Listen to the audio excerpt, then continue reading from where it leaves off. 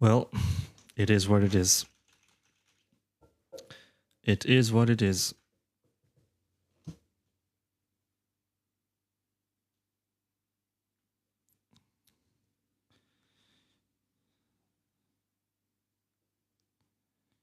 So apparently, there was an issue with the app itself.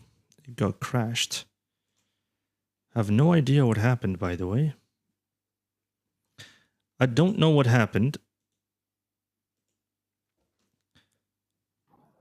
Look, I think the app just got crashed. I don't know why. I thought you received a call. No, it was not a call this time, but the app crashed for some reason.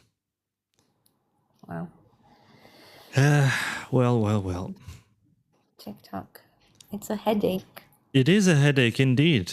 But it's okay, I guess. You know, these things are bound to happen when you are dealing with such matters. So I hope that it'll stay stable. I had to actually close everything and then reopen to get it back on working. I hope that we do not lose the momentum. That's the issue. It's all about momentum. When you lose momentum, that's sort of thing, you know, sort of.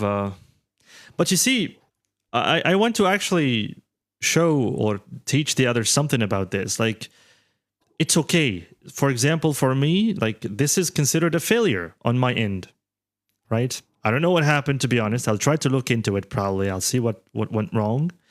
And I have to learn from this. I have to learn from this and maybe make it better so that next time and the one after it and the one after it, I'll do better. And, you know, you need to, let's say, fall in love with trying. You know, even if you fail the first time and the second time and the third time, it's okay. Just keep going. Just keep going. Yes, try and try again. No and never matter. give up. Yeah.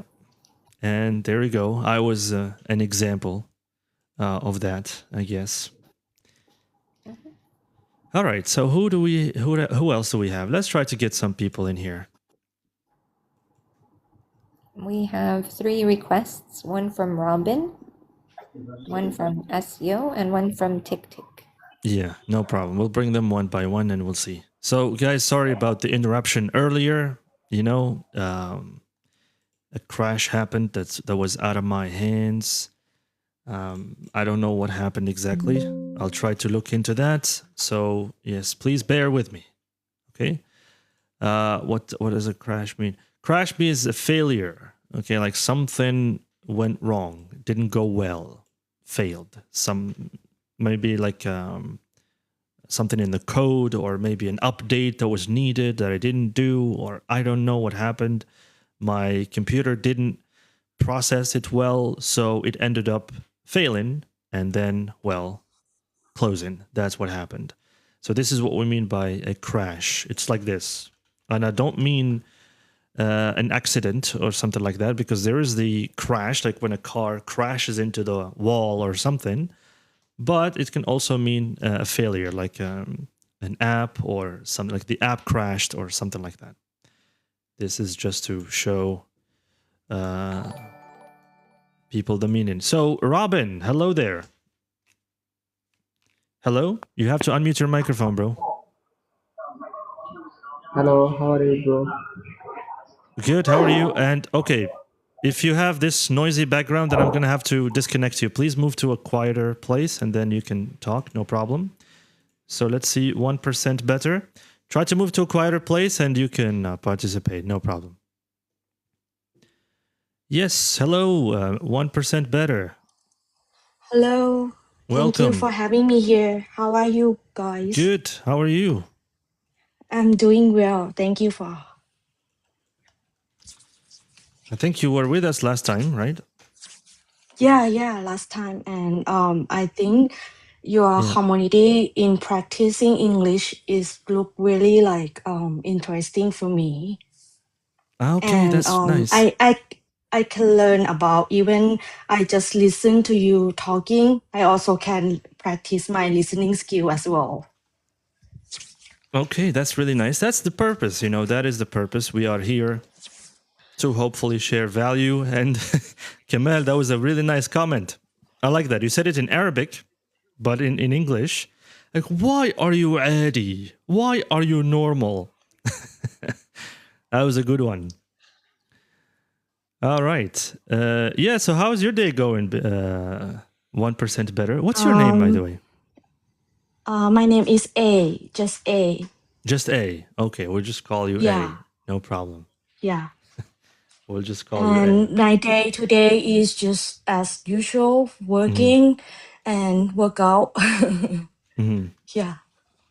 Okay, no problem. So you basically you live in the moment. You're not the kind of person that likes to plan or have something going on, like or a day-to-day planner or something like that. Actually, I have a plan for work every day, every single day. But Hmm. my work routine is just as usual. So I just like nothing like surprise in Okay. about work, and I just got like 30 day off my exercise plan, and I did it about 25 day already. Hmm. I see. Okay. What's he saying, Stacy? Just like Her her name is language. missing. Just yeah, that's not nice. Yeah, That's mean. that was not nice, man. You'll be off with a warning for this time, but try to be respectful to everybody. You know, Exactly. actually, you know what? I think that any person who is trying is better than the person who's already at the top, because the person who's trying at least is working on themselves and at least they are doing something with their lives. But the person who's already there, they can get complacent and whatnot. Do you know the meaning of the word complacent, guys? In the comments, tell me, what is the meaning of the word complacent? The problem of successful people, they get complacent easily. What is complacent? Do you even know how to spell it? You can try to write it, or I can try to write it here, no problem. Yeah, there you go. Thank you. You beat me to it, Stacey. Yeah. I'm helping. Yeah, thank you. I really appreciate your help. Well, I really, really appreciate your help. My pleasure. Yeah. We're having fun. We're talking. We're using English, talking about life. Stop asking me about what's the topic of today. Try to come here and challenge me, challenge the teacher, have a conversation with me. I just saw you say before you got crash in TikTok. You said that Yeah, what is the difference between the interest and obsession versus obsession, right? yeah. Yeah. So I just want to hear from your opinion as well. I told you, I think, about that. I spoke about interest earlier, and I said Oh. that it's when you are interested in something, yes, you show a little bit of care about something, but it's not enough. Like you only show it enough care to do it while you're having coffee or while you're doing something, which means you're not giving it 100%. You're not making it as the primary goal. You're not doing something as the number one thing to do in life. You're doing it as a secondary thing or even a third thing. But when you are obsessed with something, when you're obsessed with your growth and with the life upgrade that I was talking about earlier, then that is your number one goal. You're dedicating yourself, you're dedicating your time, you're putting in the efforts, the hours, everything, sweat and pain just to get to where you want to be. That's obsession. This is what I was talking about earlier. Yeah. That's make really it's like same thing like I try to learn English every day. I Yeah. try to practice like I don't know that I'm upset enough, but if I have a chance, I will try Mhm. to like get in. Even I'm not be a guest speaker, but I can listen to the accent, the way your Mhm. pronunciation, and it's helped me a lot to like Yeah. just chattering what you are doing. Yeah, that's great. You can try to do it yourself if you like, and I'll be more than happy to join you and help you with that. No problem. But yeah, you have to try it yourself. You have to push yourself. You have to stop feeling afraid and sorry for yourself, and you have to get yourself out there. Show the world what you are capable of. If you have a talent, show it. Don't hide it.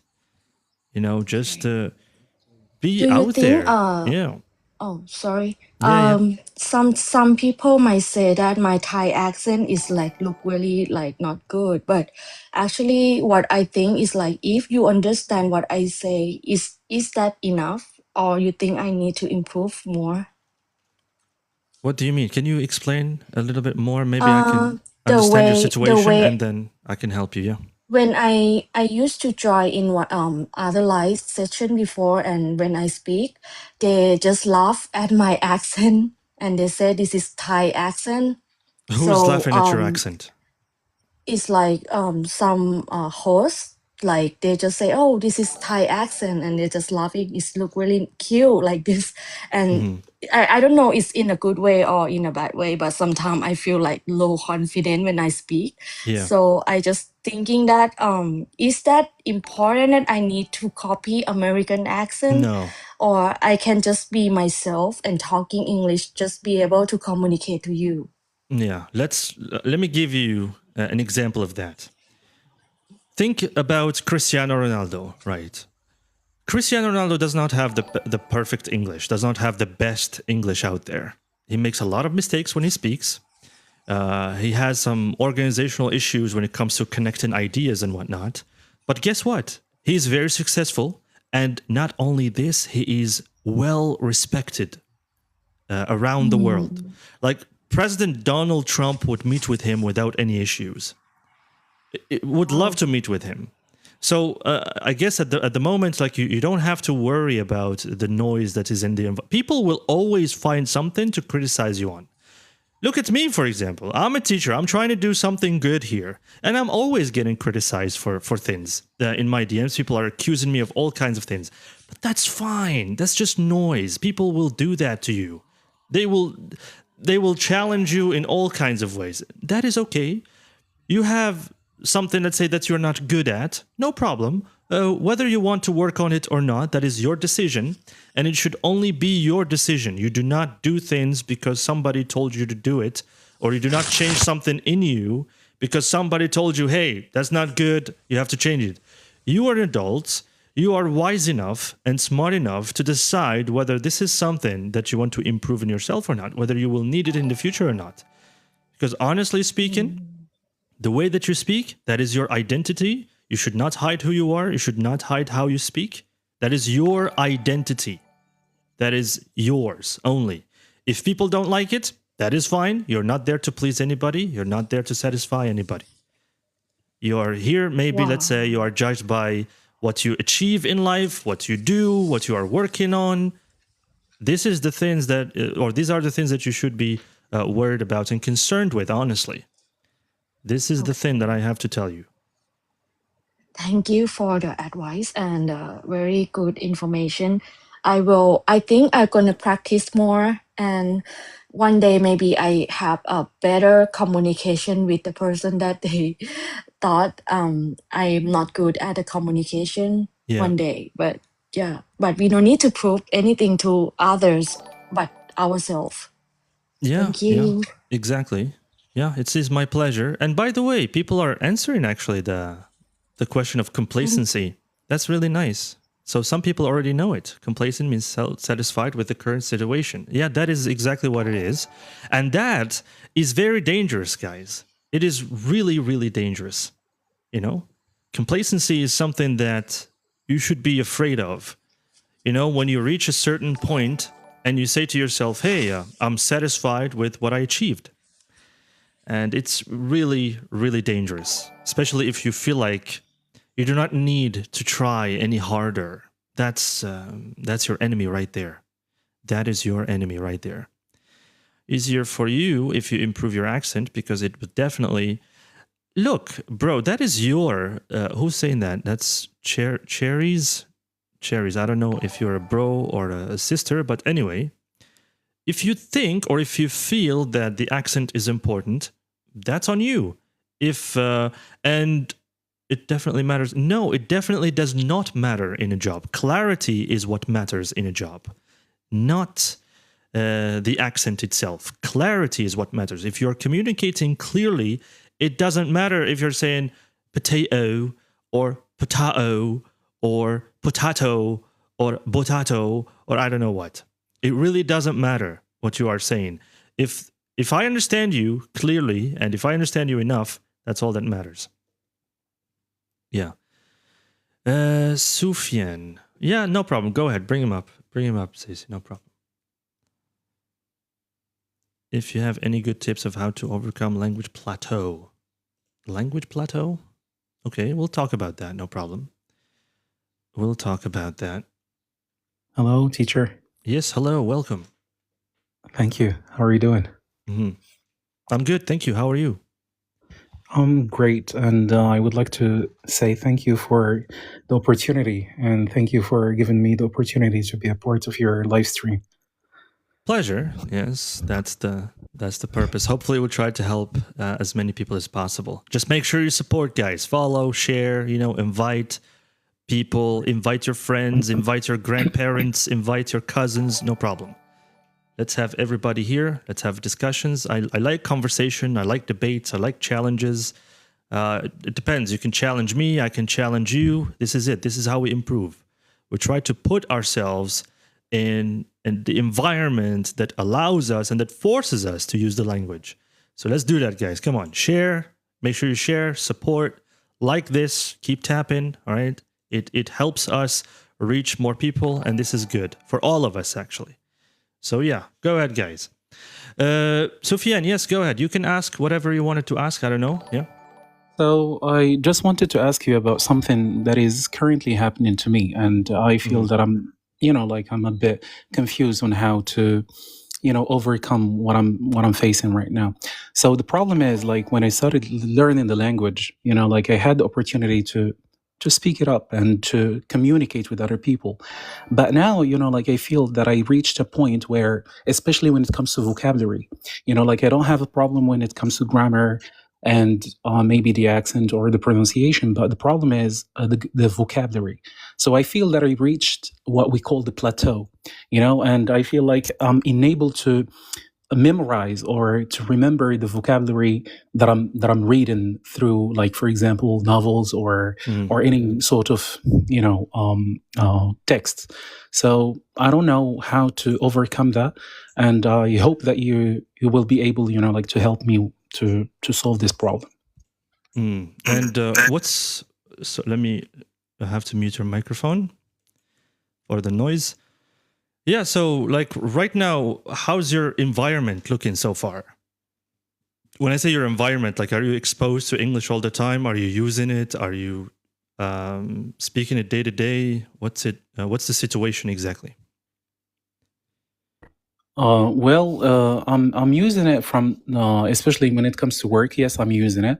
I'm a technical support, which means that I'm helping people with their computers and stuff. And, I'm using the language to communicate, and I'm using the chat. Sometimes we are using the chat. Sometimes we are calling people out. But the problem is, I feel like, what I'm doing is redundant, and the fact that I'm using the same language over and over and over, it somehow, it hinders the way how I communicate. So that's the issue. Yeah, I see. I see your point. And you know what? Let me just tell you something. I hope you don't get offended, by the way, and you don't get emotional when I say certain things. Sometimes when I say certain things, people get offended and get emotional. So I hope that you don't feel that way. And trust me, when I say things, I try to say them to help you. This is the idea. Can we agree on that, Sufyan? Sure thing. I'm here to learn. So, yeah.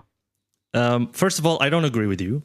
There's no such thing as a language plateau. That is the first thing. And I don't think that you hit a wall. Okay, you just got a little bit comfortable with what you are doing. You're not challenging yourself enough. You need to challenge yourself more. Let's say if your environment right now, if the current situation of your environment, yes, it's helping you, or I don't know, not helping you, but it's encouraging you to use the language. Okay, but it's not challenging you enough. Then it gives you this fake feeling or fake emotion that, okay, I'm just comfortable now with this language, and I'm hitting this wall. I can't improve. It's just because you're not challenging yourself enough.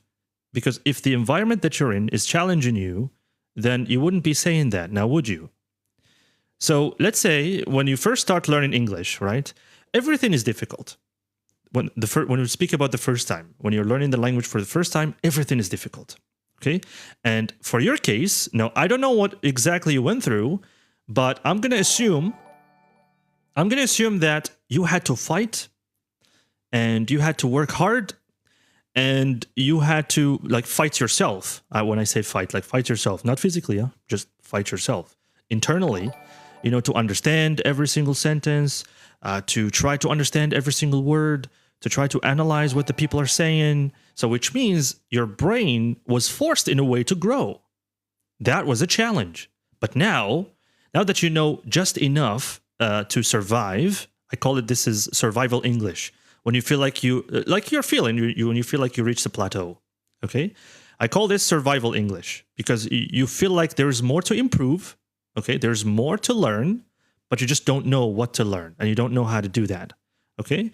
So I'm sure that you can watch Netflix, no problems. Like you can understand, you can probably order food in a restaurant in English if you need to. You can have basic, easy conversations without any issues. I'm sure of that. And correct me if I'm wrong. If I'm wrong, you can correct me. There's no problem.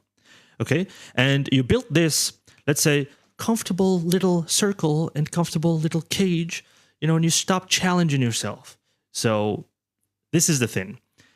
Of course, you would say that, I reached a plateau because there isn't a challenge for you.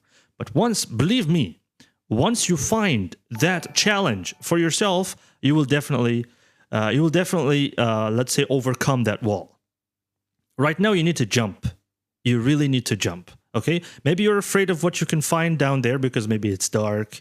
You don't know what you can find, whether it's deep or not deep. I don't know. So try to challenge yourself. And when I say challenge yourself, try to look at people who are better than you at speaking the language, challenge them in conversation, in debates. Controversial topics can definitely help with these. And if you don't do that, if you don't put yourself in situations that force you in a way to deal with something that's completely new, that's completely, let's say, stressful for you, you are not getting over that plateau. Do you get what I mean? And please, as I said, correct me if I'm wrong. Correct me if I'm wrong. No, you are totally correct. I mean, like what you were saying right now, I feel it. The moment when you started talking about it, like I felt that, and like I pictured myself in that situation, and I truly, like at a certain point, when I started feeling like this, I felt like it's better for me to stop everything. And this is why I told you, like when I told you I reached a plateau, not in the meaning of I reached a point where I'm knowledgeable about everything, but it feels like this is me, this is my, this is the top where I can go. This is me, for me. So that's why, I asked how I can improve the language, and you gave me, like a good strategy. And I think like I'm gonna start doing it, and I will see the outcomes of it. So yeah, 100%, definitely, man. Go for it. And I'm sure if you challenge yourself in the right way, you'll definitely get there. Appreciate you coming up and asking. Well, for me, there's no problem. You can always participate at any given moment with us whenever we're talking about something. No worries. Thank you so much, sir. Thank you. Huge shout out to you, Stacey, for helping in the comments. Really appreciate that. Okay. You said that there was somebody who wanted to come up, right? Who's that? Yes. There was, I think, I was under the impression that I saw Cherry had sent a request. It turns out they haven't. But there is a lady in the comments, not in the comments section. She's a top 5 viewer, and her name is Fi Kalbi Noor. Nice. Very nice. Yeah. I like that. You can actually read Arabic. That's amazing. Yeah, thank you. And I knew when I Yeah. put you as a moderator, I knew I did a good job. I knew that. because you can handle that Shukran. 100%. My pleasure. Yes, good to see you again, Brother Bilal. You've been like, say, I don't know, like a follower for a while, I guess. I don't know. All right, so here we have Fi Qalbi Noor. I think this is the first time you come up, right? Yes, yes, I'm from Oman, Sultanate of Oman. Okay, I see that. Welcome to all the people from Oman. And I see that. Can you bring me up? Can you bring me up? Can you bring me up? Can you bring me up? Yeah. And you were like, Yeah. okay. Thank you for bringing me up. No problem. You're welcome. So go ahead. You can tell me. Yeah. Actually, guest, I want to tell you like I'm facing people like you. My accent is not that much good. Okay. Yeah. So that make me like embarrassed to communicate with them. And I feel like hard to speak with them. I understand them, what they say, but I can't talk with them. I can't answer them. So like this, I guess got you. this is my point. Yeah. No, I mean, no problem. That is not, I don't think that's a problem, honestly. I don't think that's a problem. I think that you're doing a great job improving. You're just in the middle of the journey. You just have to keep going, and you just have to keep doing what you are doing. Inshallah. Yeah, and you don't have to worry about the accent, by the way. Your accent is clear enough for you to have a conversation with anybody, and they can understand you without any issues. Yeah. Yeah. Maybe also my problem is how to make full sentences like in good way. Yeah. Yeah, this is also the second thing. Yeah, I see that. Well, I think right now what you are experiencing is that you are afraid to let go of your mother tongue when you are learning the language. You feel like if you don't understand, let's say in Arabic, you feel like maybe you will not be able to understand. I want to tell you that this is incorrect thinking. Lots of people think that when they don't understand something in their mother tongue, it means that they don't understand. No. In English, the better strategies to improve this particular case that you're talking about is to let go of Arabic, let go of Arabic structures, let go of Arabic logic. I'm assuming Arabic is your mother tongue, right? Is that it, Fi Qalbi Noor? Yes. Yeah. There you go. I'm assuming that. So lots of misconceptions about this. Let's say when we talk about learning the language, you have to learn in your mother tongue. And if you don't understand the meaning of something, and if you don't know it in Arabic, it means that you don't know it. This is incorrect. You can always look up for definitions, look up, let's say, examples, and those will always be better than translating them or translating into Arabic. That's number one. Number two, you need to look at the logic of the English language. How is a normal statement is built in the English language? If you really understand the logic of how you make a statement and of how you can ask a question, then you will start seeing improvements. You just have to keep working on this. What you are mentioning is that built-in sentences. Built-in sentences has to do with the logic of the English language. It's composing basic structures and composing complex structures. You really need to see the logic of how a statement works and how a question works, and then you can start seeing improvements, inshallah. This is from you telling me your problem. So I don't know what other problems you might have. Of course, it can take a long time. There's, let's say, the evaluation process to make things clear, even more clearer. But at the moment, this is what I want you to work on. If you do this, then I'm sure you will see improvements right away. And you're doing great, by the way. Your accent is clear, so you're speaking well enough. You know, you can have a basic conversation. That's a very good step, especially in the very beginning. I'd like you to keep going. So don't give up on that. Keep going. Fi Qalbi Noor. Thank you. It's my pleasure, absolutely. It seems that we have some other comments. Okay, no problem, teacher. Why did you I didn't disconnect. I told you the app crashed earlier, guys. Come on. The app crashed. I'm sorry it happened. It wasn't supposed to happen, but it happened. So what can we do? We have to deal with it. Life is not perfect. We also have we also have, if we speak about, I see that I just happened to see your comment about tongue twisters. I have a tongue twister, and my challenge for you guys in the comments, let's say, is to write it. I'm going to say it and you guys write it in the comments. What do you think of this challenge, Stacey? Yes, I love tongue twisters. I want to say one from the top of my head, and I want the people in the comments to try and say it. Let's say try to write it down in the comments. I don't know if you'll have enough letters that are allowed in the comments to say the whole thing, but let's say. So what do you guys want? Do you want the easy version or do you want the hard version of this tongue twister? Hard. Can I participate or I'm not allowed? Come on, you're a teacher. Fine. Well, you can think about it, all right? You can write it in your head. Okay. It's okay. It's okay. Yes. All right. Here's one. And this one is my favorite, by the way, especially when I'm teaching a lesson about food and whatnot. So listen to this one. Bitty Butter bought a bit of butter, but the bit of butter Bitty Butter bought was bitter, so Bitty Butter had to bring the bit of butter she bought back. That was good. Clean, right? Yeah. All right. Who can say it in the comments? Who can write it in the comments? If you can do this, that's going to be a real achievement for you guys. It's going to be a huge achievement. I'll be really proud of you. What is the best app or book to memorize grammar rules fast? I need to know all the tenses before I start. Okay, we will answer this one, inshallah, no problem.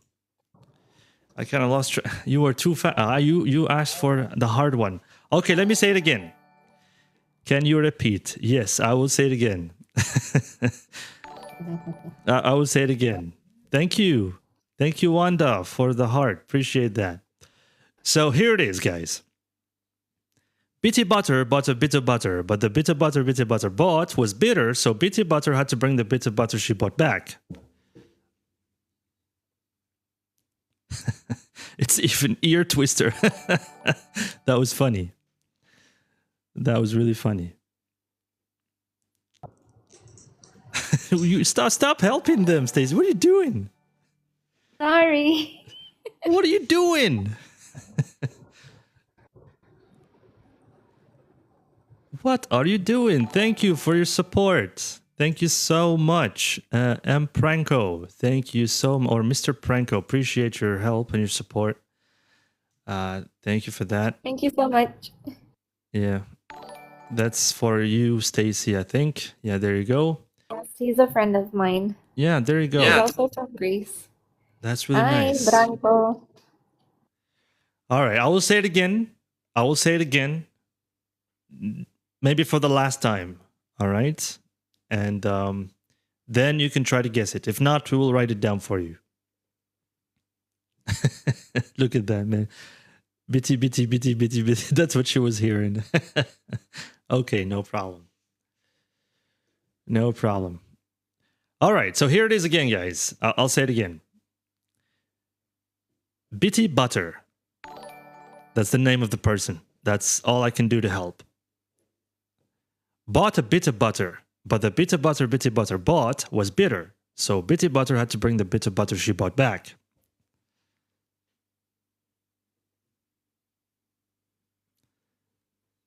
Do you want it to be easier than this? I think if I make it easier than this, well, I guess it that defeats the purpose.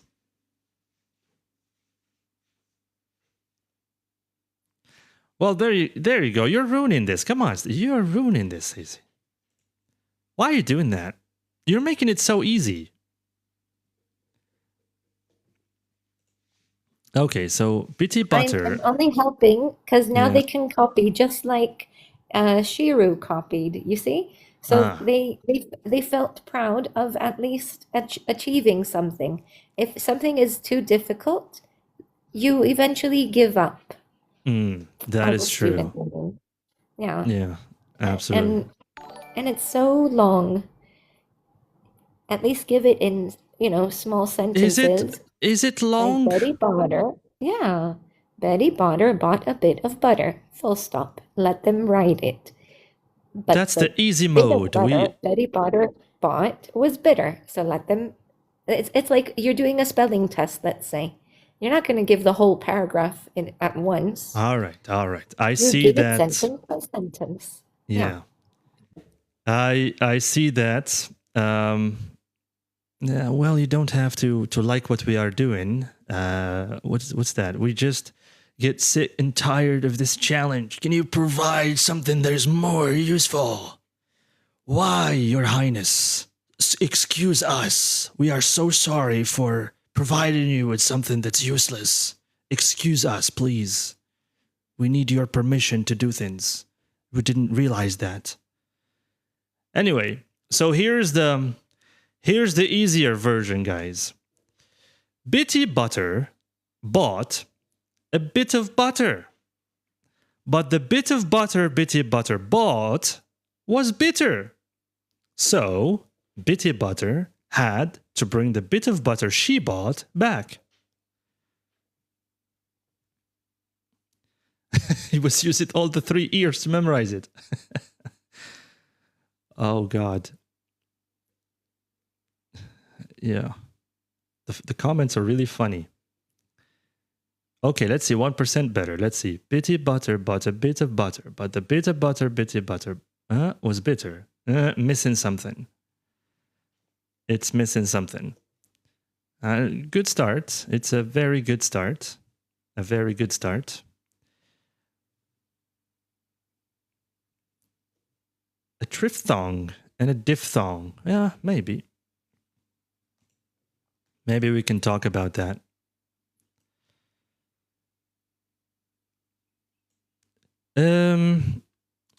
Yeah, that's what I thought. And I mean, you can split it in 2. Like you say, part 1, this is the first one, and then for the second part, no problem. You can do that. Can you come to the comments, please? It's tiring to have to respond to this like this. No problem. I will answer you in the DMs, but please come to the comments. It's okay. Because it's a little tiring for me to answer DMs and comments at the same time. I would love to answer all of you at once, but, well. Can you say it again? Okay, I will say it again. No problem. And maybe Stacy can say it slowly. Maybe she can do a better job. Okay. Yeah. So At Betty this one. Butter bought a bit of butter. That's the first sentence. Work on that.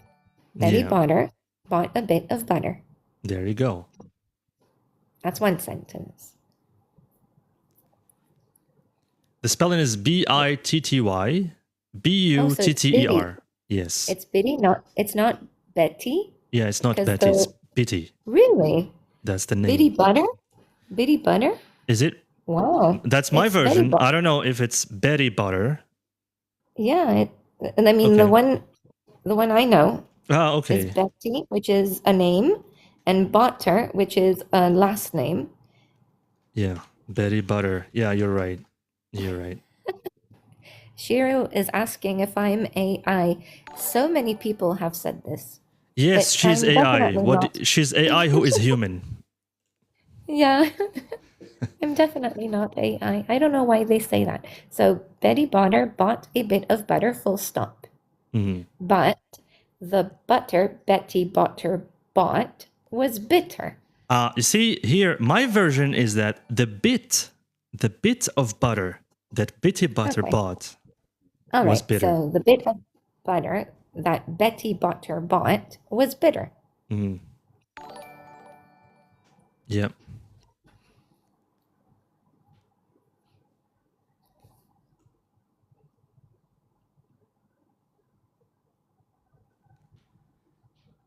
All right. Let's see. Excellent. Betty Butter bought some butter, but the butter is bitter. If I put it in my batter. Yeah, there's so many versions. Yeah. Of this. Yeah. I will make my batter bitter. So she bought some better butter. Everybody is coming up with their own. Yeah. So, but the bit of butter of Bitty Bitter bought was bitter. 1% better. Okay, it will make my bitter, so she bought some better butter. Okay. Better than the bitter butter, and she put it in her batter, and the batter was not bitter. What are you talking about? What's this guy talking about? He's being creative. I see. That's not the tongue twister, though. You're way off. Was bitter. Okay.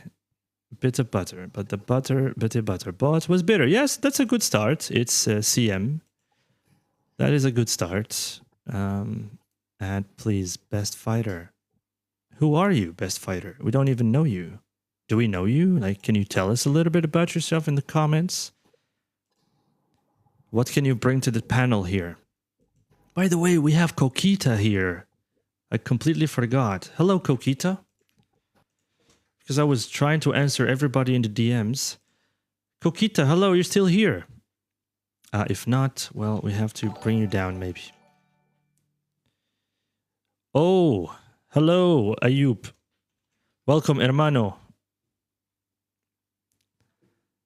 Welcome, hermano.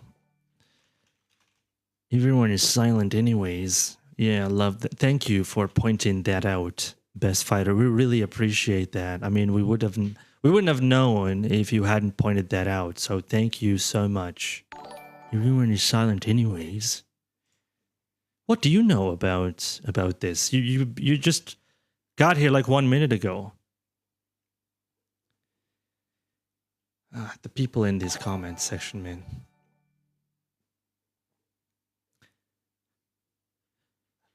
Okay, so not to be rude.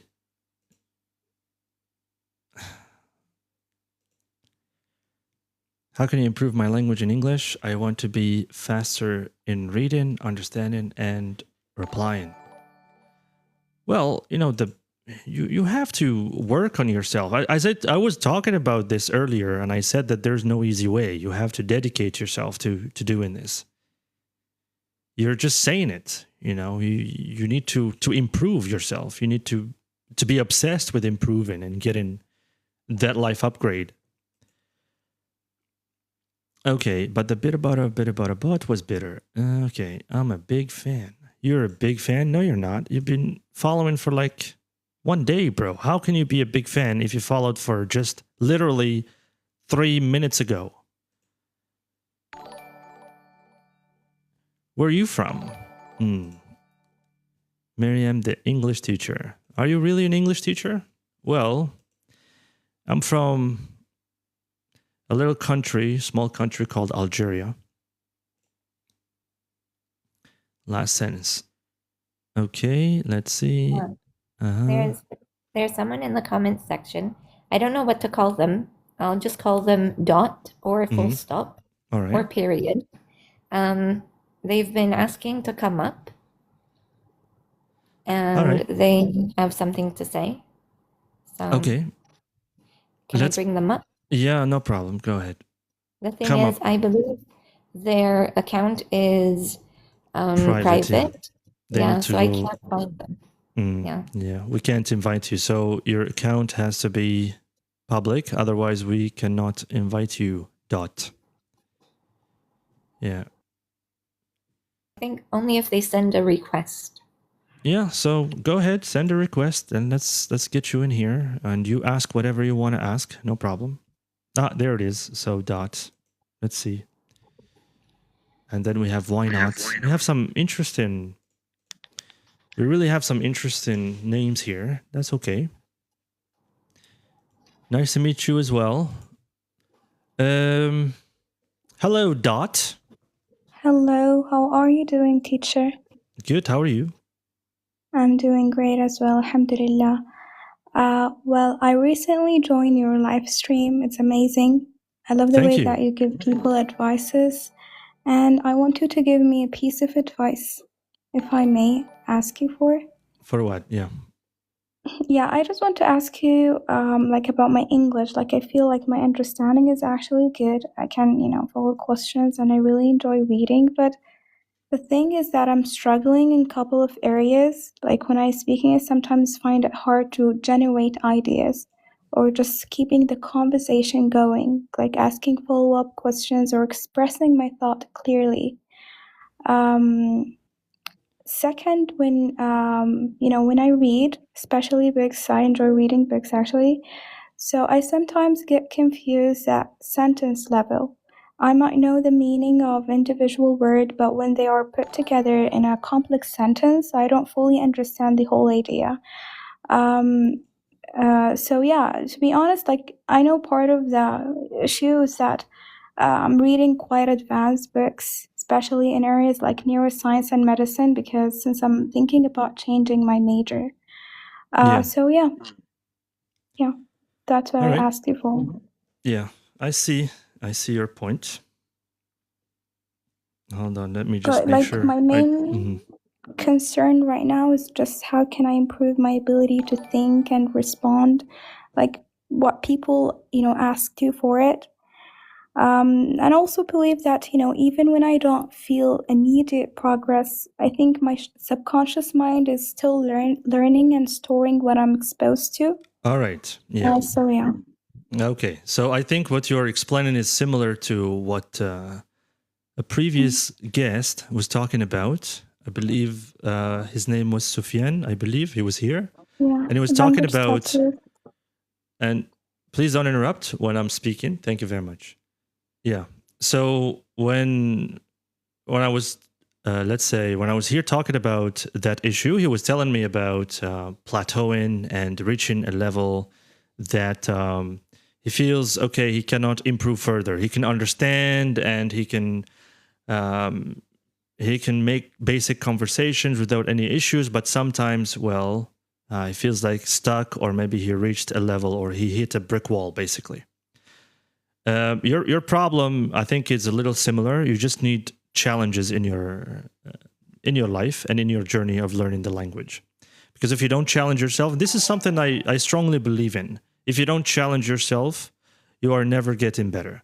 And you spoke about complex structures. I don't think that complex structures are the issue here. I think the problem is with the environments that you are in. If you're in an environment that is constantly challenging you, if you are in an environment that is constantly putting you in situations that are uncomfortable, I believe that you will do whatever it takes, and your brain even will analyze the situation and will do whatever it takes, to get you out of that situation, whether it is to communicate better or to be able to convincing or anything of that sort.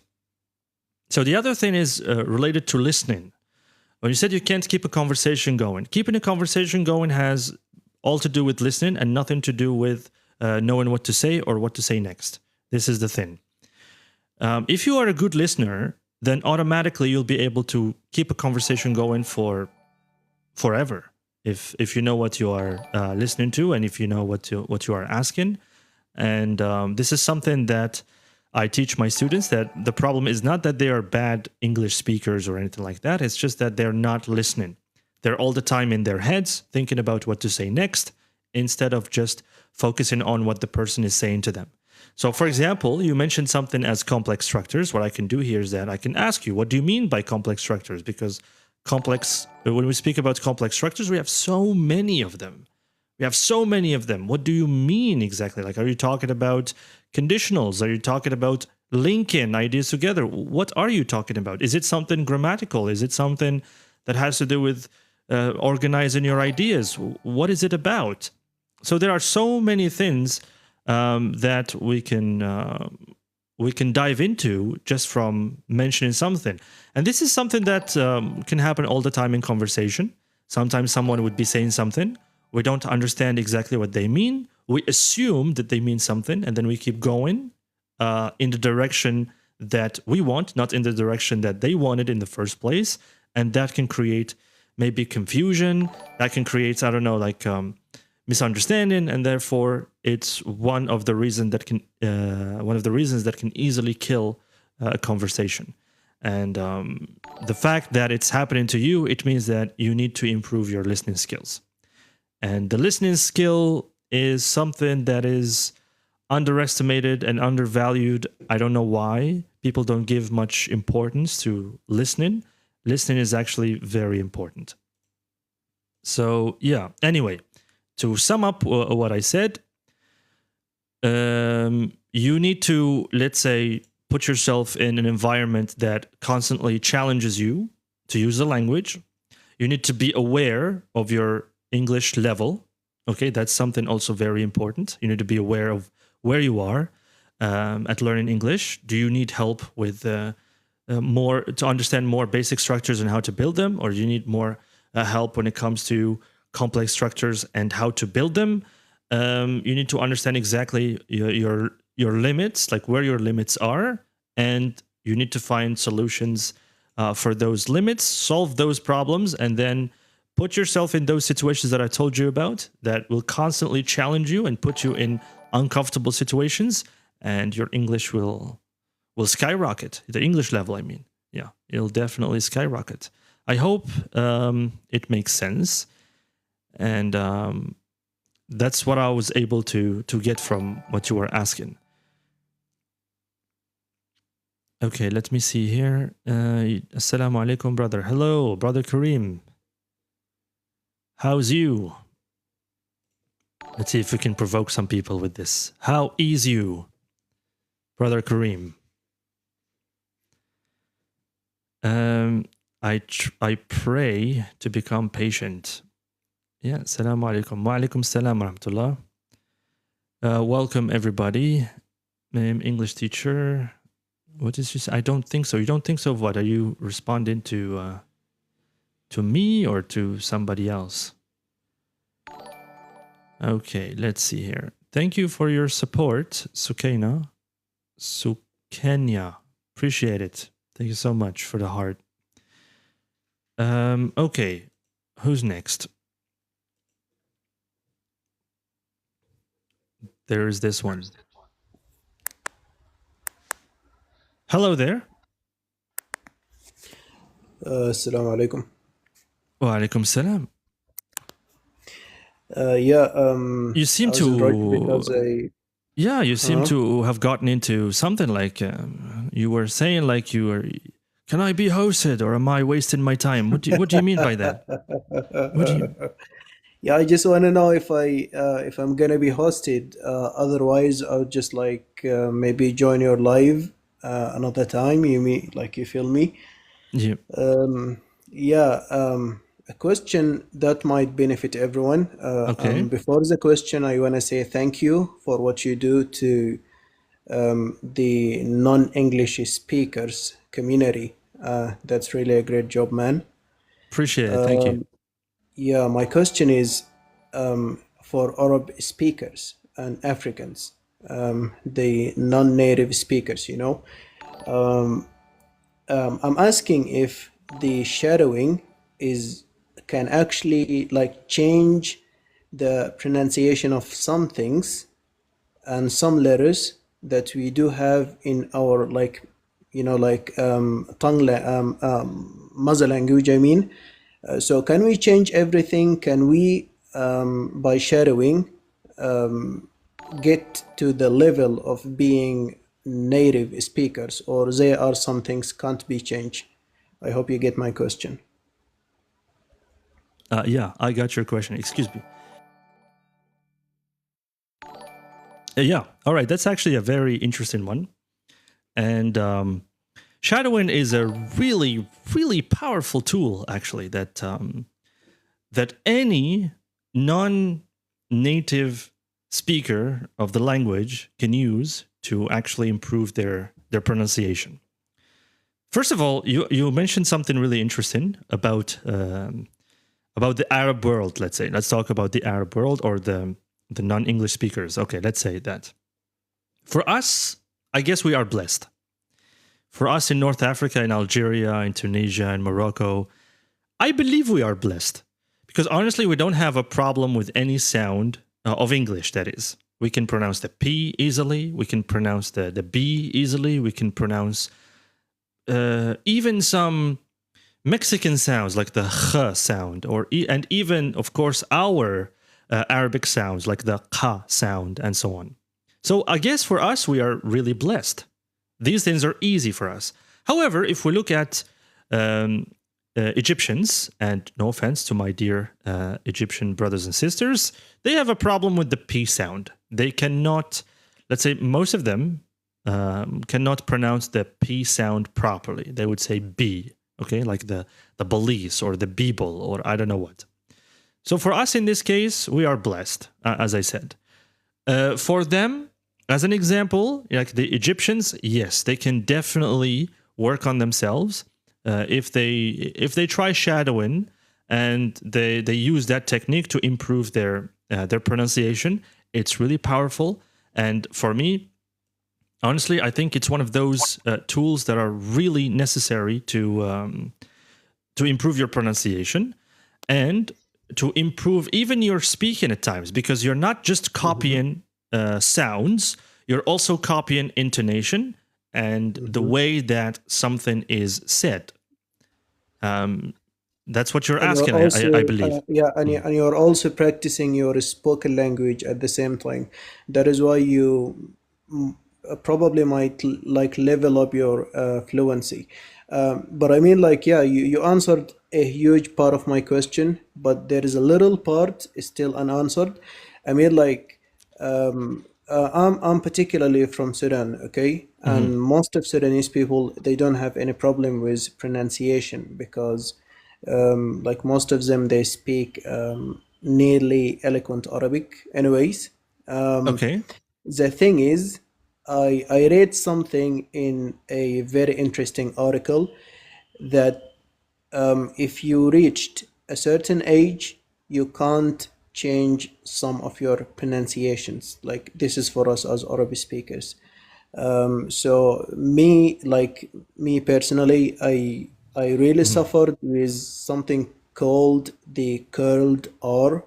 See, I don't have a problem with P and B and all of like those kind of voices.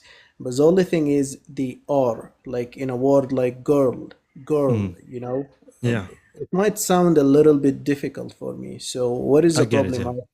I've tried shadowing for thousands and thousands of times. That's another issue. The issue here, when you're speaking about a particular sound, you need to understand how that sound is produced. I think for this one, you don't need shadowing. For this one, you need phonetics. You need to understand the positioning of the tongue when you are producing the R sound, because the English R is different from the Arabic R, for example, ra. You see, in Arabic we say ra, okay, ra, rajab, or we say Ramadan, something like that. But in English, we don't say ra, we don't say Rudiger, we don't say that. We say, for example, Roger that, okay? We say ring. You see, it's different from the Arabic R, okay? So in English, it's like the positioning is like you have to, I don't know how to explain it, but you have to just flip your tongue a little bit up like that. And it doesn't have to be touching anything. And position it, like position the tip of your tongue like in the hollow area, like at the roof of your mouth. That's how you produce the R, the English R, I mean. See, this is the idea. Your problem is not with shadowing. Your problem here is with the production of the sound. Like, you're unaware of how to produce that sound. Because if you are aware of how to produce that sound, if you are aware of the positioning of the tongue, where it needs to be pointing, especially the tip of the tongue, where it needs to be pointing, if you're aware of this, then when you try shadowing, you will always get it right. But if you don't know the positioning of the tongue, and then you try shadowing, you will always sound the same. This is the idea. That's actually amazing. Thank you, man, for your answer. My pleasure. You just gained a new follower. I'll be here supporting you live.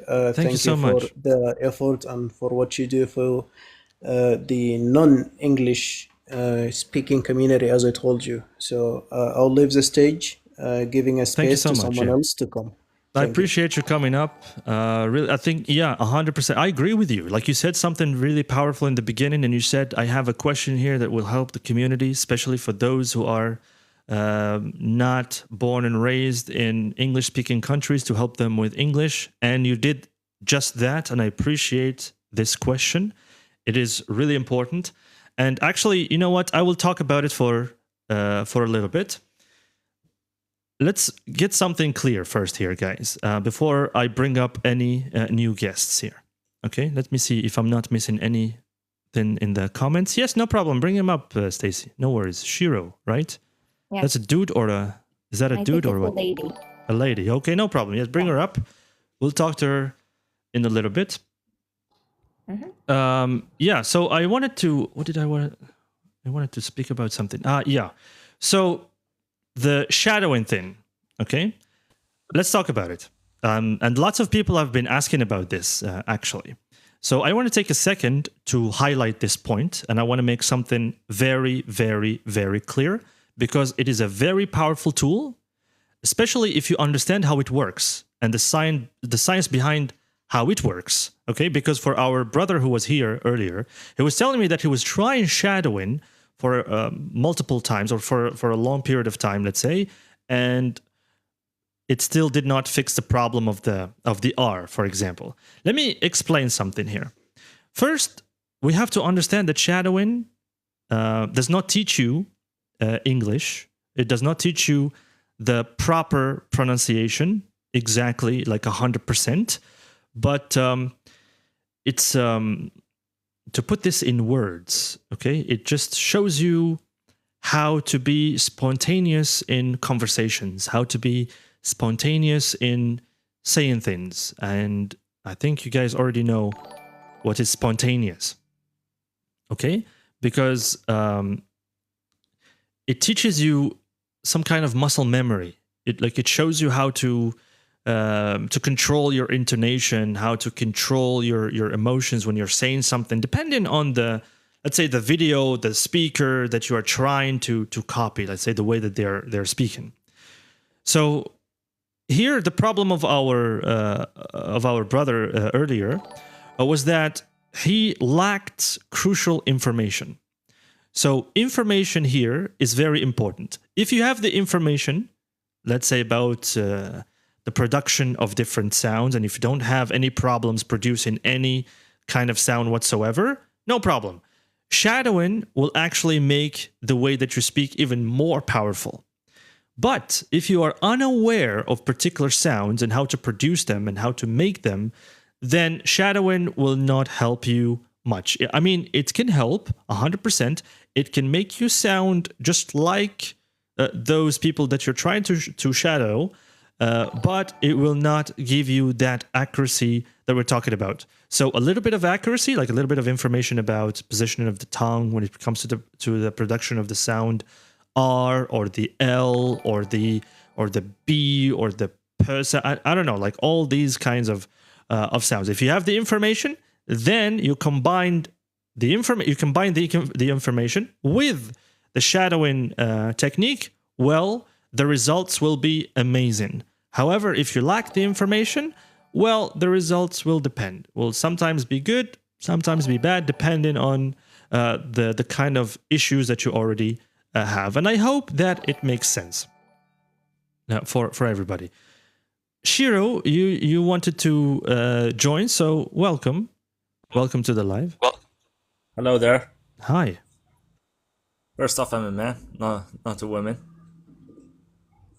Sure. I mean, I didn't really catch that because, well, it's the profile picture. It's red, the name. So I just assumed. I apologize. So no worries. Welcome, dude. No. No, it's not a mistake. So I just had a question. Yeah, sure. About articulating my pronunciation more properly. So you know how they speak in movies, like the slang. They speak in slang, like the media, the vlogs, everyone how they speak with their friends. Yeah, that's they true. have that kind of slang where they eat up a ton of letters. But a few days ago, I was trying to improve my communication skills, so I wanted to practice public speaking. Oh, nice! I love that. But I didn't get a chance to. But when I was watching someone, he said you should articulate your words better, so you can't just eat letters and expect everybody to understand you. Powerful. Whoever gave you that piece of advice knows what he's talking about. It was VINH, an Asian guy talking about communication skills. Do you know him?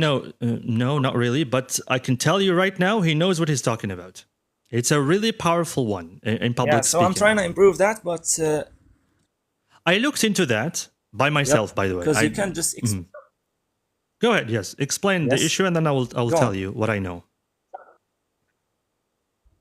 No, I'm done. All right, there you go. Yeah. All right. So what that person told you, I don't know if it was a live or it was a video. I don't know where you got that from. But honestly, you should follow that person, and you should really listen to what he's saying, because he knows what he's talking about. That is one of the most important tools that you need in public speaking. Did you see what I just did here? That is one of the most powerful tools of public speaking. Yes, you're also adding some emphasis on your words, right?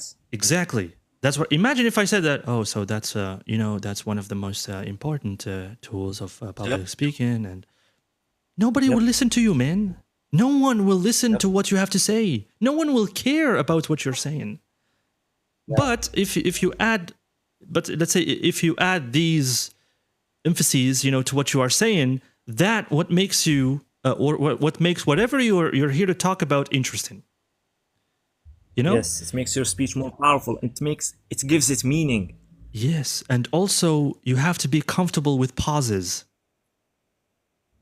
When you say something, and when you're speaking to an audience, all right, when you're saying things like different kinds of things, give people a chance to process what you're saying.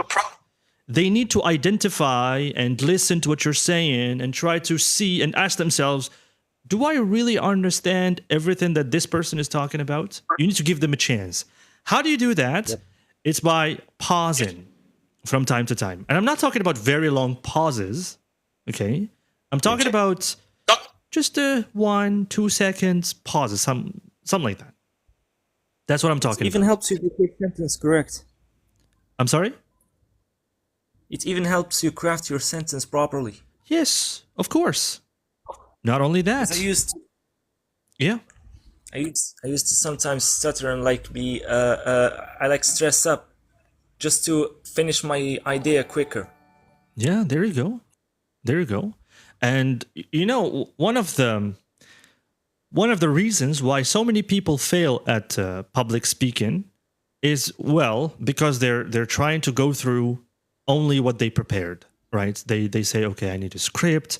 They memorize things, then they come up in front of the audience, and then the stress level hits, they fail. They forget everything that they memorized. The thing about public speaking, you should never be a memorizer. You should never be a memorizer, and you should never be a reader.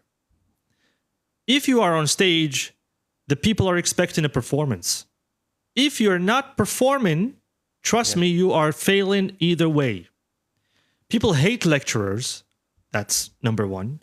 They hate those who have pieces of papers, like say, in front of them and then they're reading. They hate those. They hate long texts, but they will appreciate a performance. Imagine if I were here and I was not, let's say, using my body language. I was not using the tone of voice. I was not really adding anything to my life. I was just reading a script. I go to ChatGPT. Hey, ChatGPT, I need your help. I'm going live on TikTok. I have this big problem, and I have lots of people who are going to be watching me, so I need the perfect script. No script will save me when the moment of the live comes. No script will save me. You see? Yes. Do you see what I'm trying to tell you?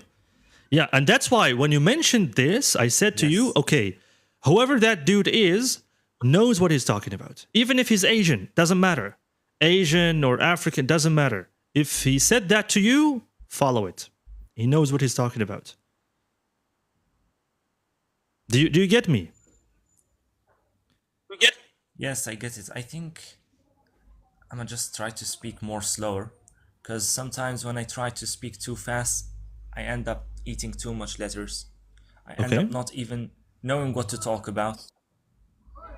So I think this isn't even a question about English. I think it's more about speaking, articulating your thoughts into words. It's not about speaking faster or slower. Let's take Kevin Hart as an example. Do you know Kevin Hart? Do you know Kevin Hart? No. Really? I think he's a well-known stand-up comedian. Chris Rock. Do you know Chris Rock? No. No? Okay. Well, anyway, for the sake of the example, let's say this Kevin Hart, right? Kevin Hart, I think when we talk about pace, the pace of the language, he's the fastest stand-up comedian that you could listen to. When he goes up on stage, he's so fast, like when delivering the jokes, he's so fast that sometimes it's difficult to catch up with him, especially if you are, let's say, not a native English speaker. Okay? However, he's so good at what he does that even when we, let's say, non-native speakers, when we listen to him, we are entertained. We are entertained. Why? Because he's performing on stage. He's not just using his language. It's not about just speaking slowly. It's about using your face. It's about using your hands. It's about cracking jokes. There's a whole science about cracking jokes, bro. Like, you can make people laugh just by the way that you talk, the way that you move, the way that you, I don't know. So there's so many different techniques and styles to telling a joke. It's not just, okay, here's the joke, you read the script, and that's it. That will never make it funny. The same goes with public speaking. Speaking slowly is not public speaking. It is not public speaking. Yeah. Thank you, Stacy. The heart. So thank you so much, teacher. I think that makes things cleared up. I'm gonna try to practice more. It's a performance. Remember that. You are performing. Yes. If you're doing public speaking, you have to deliver a performance. The audience will expect a performance. Don't expect them to listen to you if you're not performing. They will never listen to you. I understand. Thank you so much, Sam. It is my pleasure, and I hope that I helped in any way I could. Yes, you did help. Yeah, my pleasure, man. My pleasure. Just be naturally while speaking. You see, there is the issue with sorry, I'm going to mute for the noise. Yeah. So again, when we speak about speaking naturally or not naturally, of course you will speak naturally. But again, there are certain things that you have to keep in mind that when we speak about public speaking is related to sharing information. You are sharing information to others. And let's face it, if you want people to actually listen to you, then you are going to need to put up a performance for them. If you're not putting a performance for them, well, nobody will listen to you. And if we look at, let's say, different podcasts, if we look at different TED Talks, let's say on YouTube, what makes some people interesting for us to sit for the whole public speaking session that they have is because of the way that they are delivering information. The way that you deliver information when you are public speaking is really, really, really important. Thank you, Sam, for your support. Appreciate that. So this is something that you have to I said Toastmasters? No, I didn't say that. No, I did. Okay. I suggested Toastmasters. They All teach right. you how to how to do public speaking correctly. Okay. What do you know about public speaking, Stacey? I did some. I participated in some Toastmasters. Nice. It was fun. However, I'm very self-conscious, and if someone hands me a microphone, I freeze. Well, guess what? I handed you a microphone here in this panel, and you're not freezing. You're doing a great job. This is because we're not face to face. Oh, I see. And I'm not standing in front of a whole audience. Mm. Yeah, I have stage fright, let's say. Stage fright is my issue. Ah, yeah. Makes sense. All right. So Toastmasters, I'll definitely check them out. Yes, you're going to love them. Oh, you're going to be really good at it. And it's fun. Okay. You play games, and then you go onto a real live stage and you compete. And if you're good at it, you even go international, not just national, but international. That's cool. That is really cool. Do you think I have what it takes to be a public speaker? Absolutely. Really? Of course. Nah, Yes. I don't You do. know. I think I need to work Good more on myself. evening, teacher. You don't interrupt. I told you many times that when you come up, you don't interrupt. Okay, Okay, like I'm so sorry. good evening to you, but I'm don't sorry. worry. I will give you a chance. Yeah, no worries, man. No worries. I will give you a chance to speak. So, yeah, I'll Toastmasters. I'll definitely check them out. And you know, honestly, like if it's if there's a chance to do that for a living, then I don't know actually about that. ليه كده أسلوبه؟ ليه كده أسلوبه? What do you mean by that? Why am I behaving like this? Like, why do I do this in this way? I do it in this way because this is my platform. This is my panel. This is my live. I do it however I want to do it. It's however I want to do it. Let me stress that in case you missed it. I do it however I want to do it. Yes. You don't have to like it. You don't have to like it, but I have my ways. Yes. Okay. So we have Miriam, the English teacher, I guess. And then we have Why Not. So I invited her, then I invited you. So no problem, Why Not? I will get to you. No problem. Don't worry about it. So Miriam, the English teacher, hello. Hello, everyone. Hi and welcome. Hope you are doing well. Yes. Alhamdulillah. How are Great. you? So I have only one question. Yeah. As a teacher, which level do you teach, first of all, in order to ask you? Which level do I teach? All the levels. All the levels? I teach Is it the primary, A1s, the secondary? A2. No, I don't teach in public schools. Ah, okay. Yeah, I teach English for communicative purposes. So I'm from Algeria too. All right, nice. And That's very nice. I wanted to ask you about the methods of teaching, if you have an idea about. The methods of teaching. What do you mean? It depends on what you're teaching. Methods of teachings. I mean the skills and so on. Where? Where do you want to apply those methods of teaching? Secondary school. So for that is almost impossible to apply anything. Why? Because when we talk about public schools, let's say you're bound to teach things according to a curriculum. Well, I guess Why Not left. I didn't kick him out, by the way. He left by himself. So there you go. Anyway, so it's going to be really, really difficult to... One second.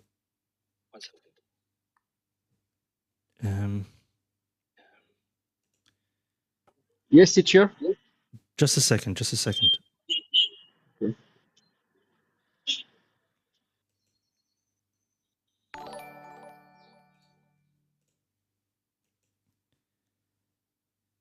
All right. Wait, who are the other guests? We have ice cream. All right, engineer. Okay, let's get you here. Just I want to get some guests here, and then I will answer something. So engineer Farhan, I don't know. I accepted you for a while. You haven't joined yet. I don't know why. So anyway, no problem. We will get to that in a moment. So anyway, I was talking to you, Mariam, the English teacher, and I said, yes, I'm here. The problem with trying to apply specific methods, let's say in a public school, and I think only one problem actually is that you are bound to a curriculum, and you have to teach what's in the curriculum. Okay. Yes. It is almost impossible, let's say, to get to try anything. Almost impossible. Why? Because you are, let's say, as I said, the curriculum specifically asks you to teach this, and you have to teach this in this number of sessions or in this number or this period of time. And guess what? You have to do it. You don't really have a choice. You don't have the freedom to try things by yourself, to evaluate the learners by yourself to get to know them, and not to mention you're dealing with about 40 or 45 students maybe at a time. So it's really difficult for you to get a profile. And maybe you're not teaching only one class. Maybe you're teaching 2 or 3 classes at a time, right? 8 classes. Yes. Yeah. So that's the thing. How is it possible for you to build a profile about each and every single individual, to have a good understanding, of their level, whatever they are capable of, and whatever they are not capable of, and then you try, let's say, to apply those methods in hopes of helping them, achieve whatever language goal that they have. And it's almost impossible. Then comes the other problem, that some students at home, let's say, or some pupils, as you call them at home, will try their best, will work hard on themselves. The parents are, let's say, supporting them. They know what they're doing with their children. For other pupils, yes, their parents are there with them, but unfortunately for the parents, let's say, they don't know what they're doing with them. They don't know how to support them. They don't know how to help them. So it can be a little difficult there. A little bit challenging. So some pupils are really improving, and you can see that. Some others are not, and it can be frustrating for you, even no matter what you try to do to help, let's say, I don't know, to help those, who need help. It's going to be really challenging for you because, well, you should not waste your time. You should really invest your effort and energy into the things that you are supposed to be teaching according to that curriculum. Does that make sense? So this is why I asked you, what do you mean by the methods of teaching, and where do you want to apply them, and how, and so on. That's exactly why I asked you this question. Thank you for blocking that, Ashley. Stacey, I appreciate that. What's going on with these people? Thank you too. For making me moderator. I enjoy doing it. It's really insane. Really insane. So, does that answer your question? Yes, English with Mariam. So much. Yeah. Thank you. I mean, you can correct me if I'm wrong. I don't know if that's the case that you're dealing with or not. But No. This is I think it's. I don't know. Those inspectors are talking all the time about skills. Yeah. Yes, applying skills. For example, listening and speaking, reading and writing, grammar, and so on. So, yeah, as you I are understand. mentioning, yes, as you are mentioning now, the level of the student is not getting better because their parents are not following them after schools. I mean, they don't have how we can say. They don't know how to do that. That's the thing. Yeah. They don't even know how to do that. And the thing is, inspectors can say whatever they want to say. And I'm sorry to say this, I disagree with them completely, because no matter what you do, the results will be next to nothing. Why? Because those decisions are not made. Judging, yes, and criticizing all the time. Yes. Hold on. Okay, so those decisions are not made based on the needs of the learners, are not based on actual studies that are done, let's say at the level of secondary schools, and the limitations and what the learners can do and what they can't do. So they're just made like that. Learners need to listen more. Yes, they need to listen more, but for what purpose? They need to speak more. Yes, they need to speak more, but for, okay, let's get some clear targets for us. Let us, do the work, understand their limitations, and try to help them properly. And you cannot put 40 in one class and expect a teacher to somehow miraculously and magically, let's say, get all of them to speak and get all of them to listen to something useful and then apply it in their lives. This is the problem. One of the inspectors asked us not to give them the chance to read because it is waste of time. So how do they learn English? How do they learn English? How do they improve themselves? They need to know the pronunciation. They have to pronounce well. They have to learn phonetic. They have to learn a lot of things. So for this, you can't teach them everything in 1 hour. So for this, I'm asking about the method of teaching. What is the right way as a teacher to follow? Yes. Well, the method of teaching. What are the best method of teaching in all levels? Look, for your situation, you have to do your best with whatever it is, the subject that you have to teach in your curriculum. Unfortunately, you don't have a choice. As a teacher in public school, you don't have a choice. You have to teach what the Ministry of Education tells you to teach. So if they tell you to teach the present perfect to low-level students, well, you have to do it. You don't have a choice. You don't have a choice. It's in the curriculum. You have to do it. I know it's an unfortunate situation. I know that. And I know that for you, like you're concerned, you are worried about your learners, you're asking for the right methods, and you're asking the right questions. But the problem is not in you as a teacher. The problem is that you have a heart. You care. You care enough to the point that you're asking about the right method. The problem is not with the right method. Like, there's no method that would work if things continue to happen in this way. You see what I mean?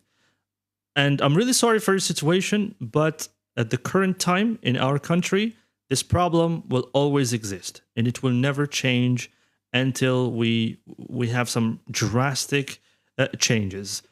One of those challenges is that, let's say we have so many, let's say, students, okay, and education is free in Algeria, as you know, and we have huge number of learners, and we don't have enough schools. Let's say maybe we don't have enough schools. I don't know. Like, I don't have the statistics. I don't have the data for that. But we have overcrowded classrooms, and it's a big challenge for the teacher to manage those classrooms. Just to manage those classrooms, let alone just having learners learn something. It's an unfortunate situation, and I'm sorry for that. You're asking the right questions, and again, the problem is not in your method in particular, so don't get this wrong. It's not your method, okay? The problem is in the current situation.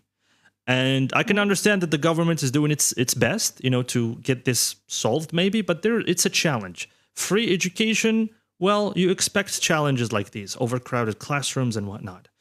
So just do your best with what you have and hope that at least your learners will learn something from you. They don't have to learn everything, but at least they will learn something positive from you. Yeah, that's the idea.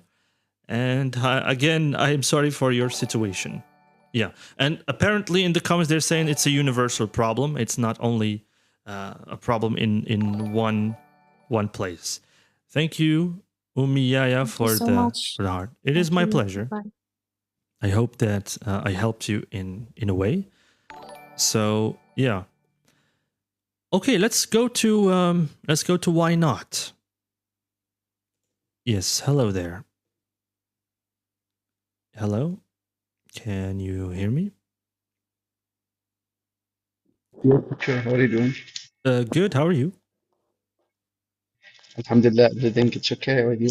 How about you? All is good for now. Thank you for asking. Appreciate that. Yeah, so Yes, yeah. you are here. I don't think we know you. I don't think you've been here before. So what can you tell us about yourself? I think I spoke with you before that teacher was there. Really? Yeah. I don't remember that.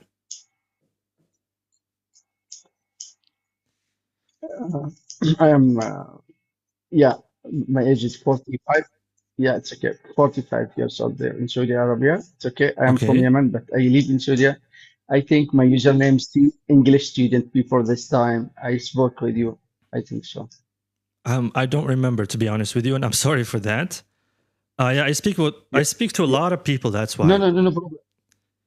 Yeah. Yeah, it's okay. Don't worry, teacher. It's just I want to ask you some question, please, if you allow me. Yeah, no problem. Yeah, sure.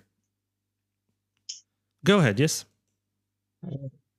Just I want to about something. This is the second time I ask this question from some teacher. Difference between academic language or AD language with movie, with live, this is different thing, and what the different teacher if the students study in the class with the grammar and hard thinking, and studying with the movie with real life. Do you think we have something different between that if the student need to get a high level TOEFL or IELTS, something like that? Okay, so you're asking about the difference between. Oh, I didn't really catch the question. I'm sorry. Could you repeat that? Okay, teacher. Now I'm a student, English student. Okay. So now you're an English student. Okay, got you. Yeah, yeah. And if I go to this is the first way to listening movie and real life and see TikTok and see this is easy thing to study English with life. Another thing with the academic grammar class. That's I mean what the difference between two ways. This is my question. Look, anything that you do in English is beneficial. Anything that you do. Anything that you do is beneficial. If you put yourself in an environment with English speakers or that you are where you are exposed to the English language, it's beneficial for you. It is definitely beneficial for you. Now, I don't know exactly what you're trying to achieve, to be honest with you. But if you're looking for communication, or if you're looking for a way just to improve and just to practice and just to be better at English, let's say, you don't have to worry about academic or non-academic English. All right, you don't have to worry about that at all. Let me tell you that. All right. However, if let's say you want to get a job, at a company, all right, and in this company, they deal with native speakers all the time. They deal with problems. They need to write reports. They need to make some statistics. They need to have meetings. So the level of English that they have to use is a little bit technical, and it's a little bit advanced. It's a little bit on the high side. It's a bit academic. You have to write reports. You have to analyze situations. You have to have meetings, and I don't know what. Then in this case, what you need is academic English. Sure.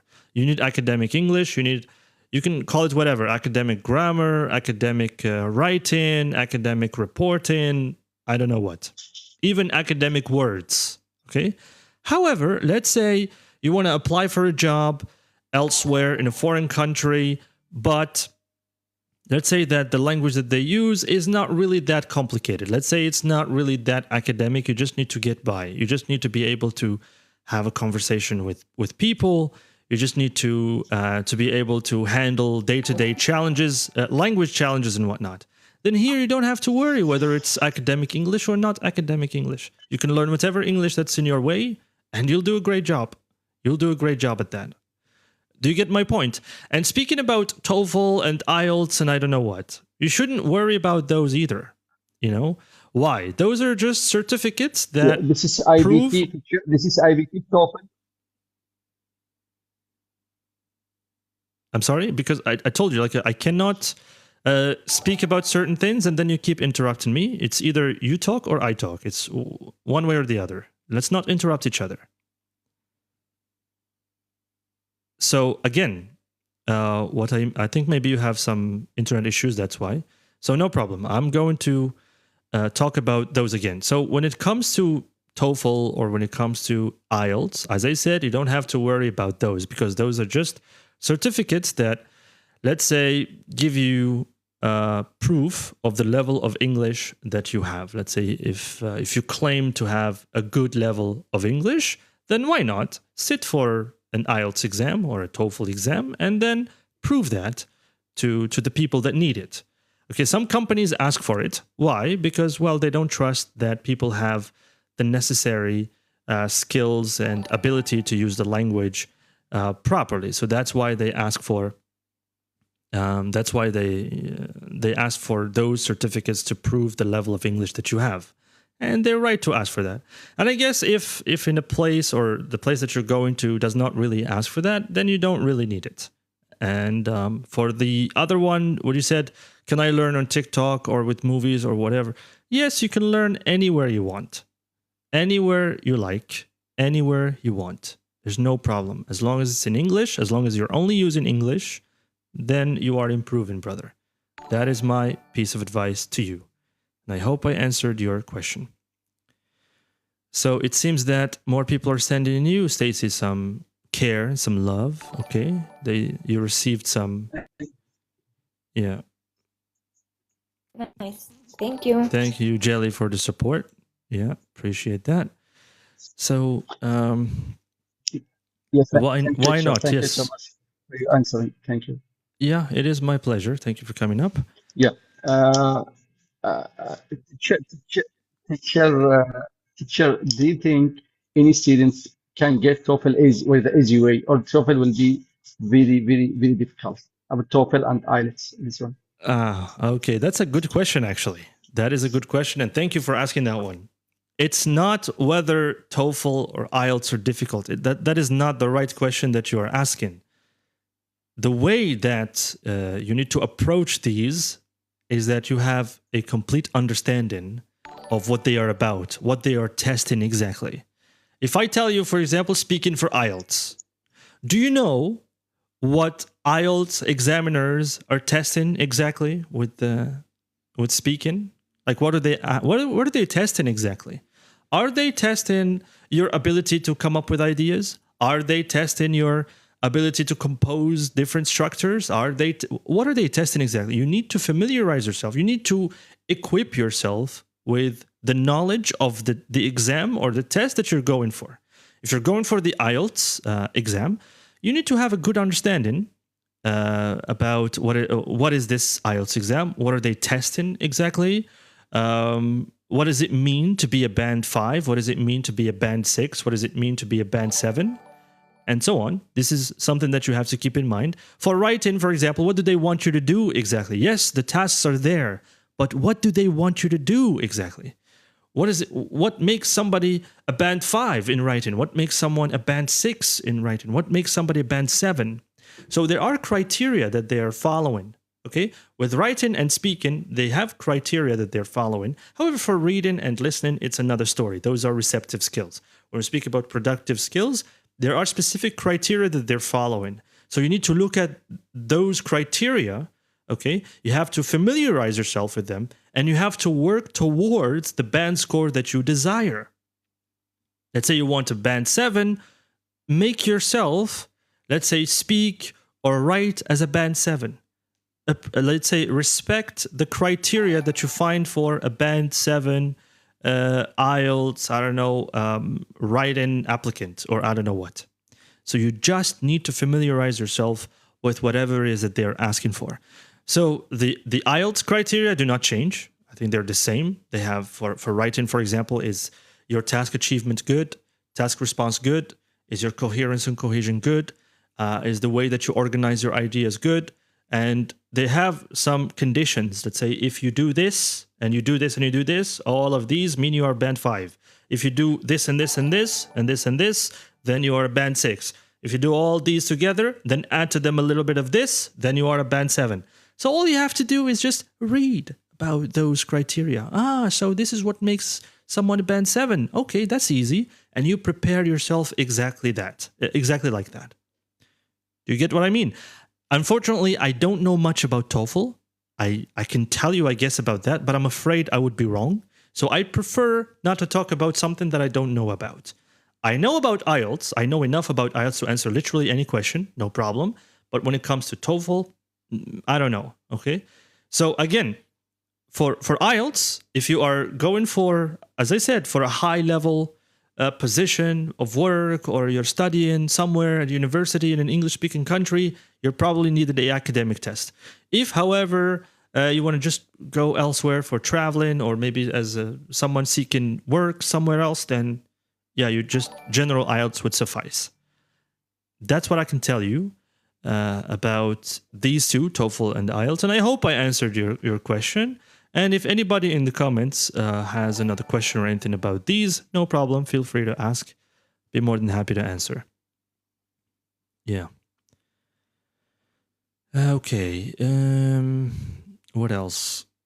Outside of the school, okay, they care about fluency. Yeah, they do. They do care about fluency, actually. Yeah, especially in speaking. Your ability to speak the language without pausing too much, without hesitation.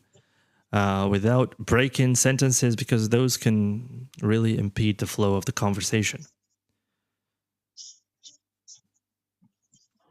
Yeah. Yes, why not? I mean, is that everything from your side? Yes, teacher. I want to speak when you say you can speak, because when I speak something, you say, please don't interrupt me. That's mean I still silent. Go ahead, yes. The reason why, because maybe you have some internet issues, and sometimes maybe when I say something to you, it takes time to come back, so no worries, I understand. Go ahead, you can speak. Yeah, teacher, about my the biggest problem in my life, will be honestly with you. I think language with me. I think when I review my life, teacher, when I want to learn English, I think more than 10 or 15 years. Still, like now, teacher, I didn't get anything. My language is still, teacher, with a lot of problem, grammar, writing, something like that. I don't know what's the problem with me. I try many times with the online platform, with the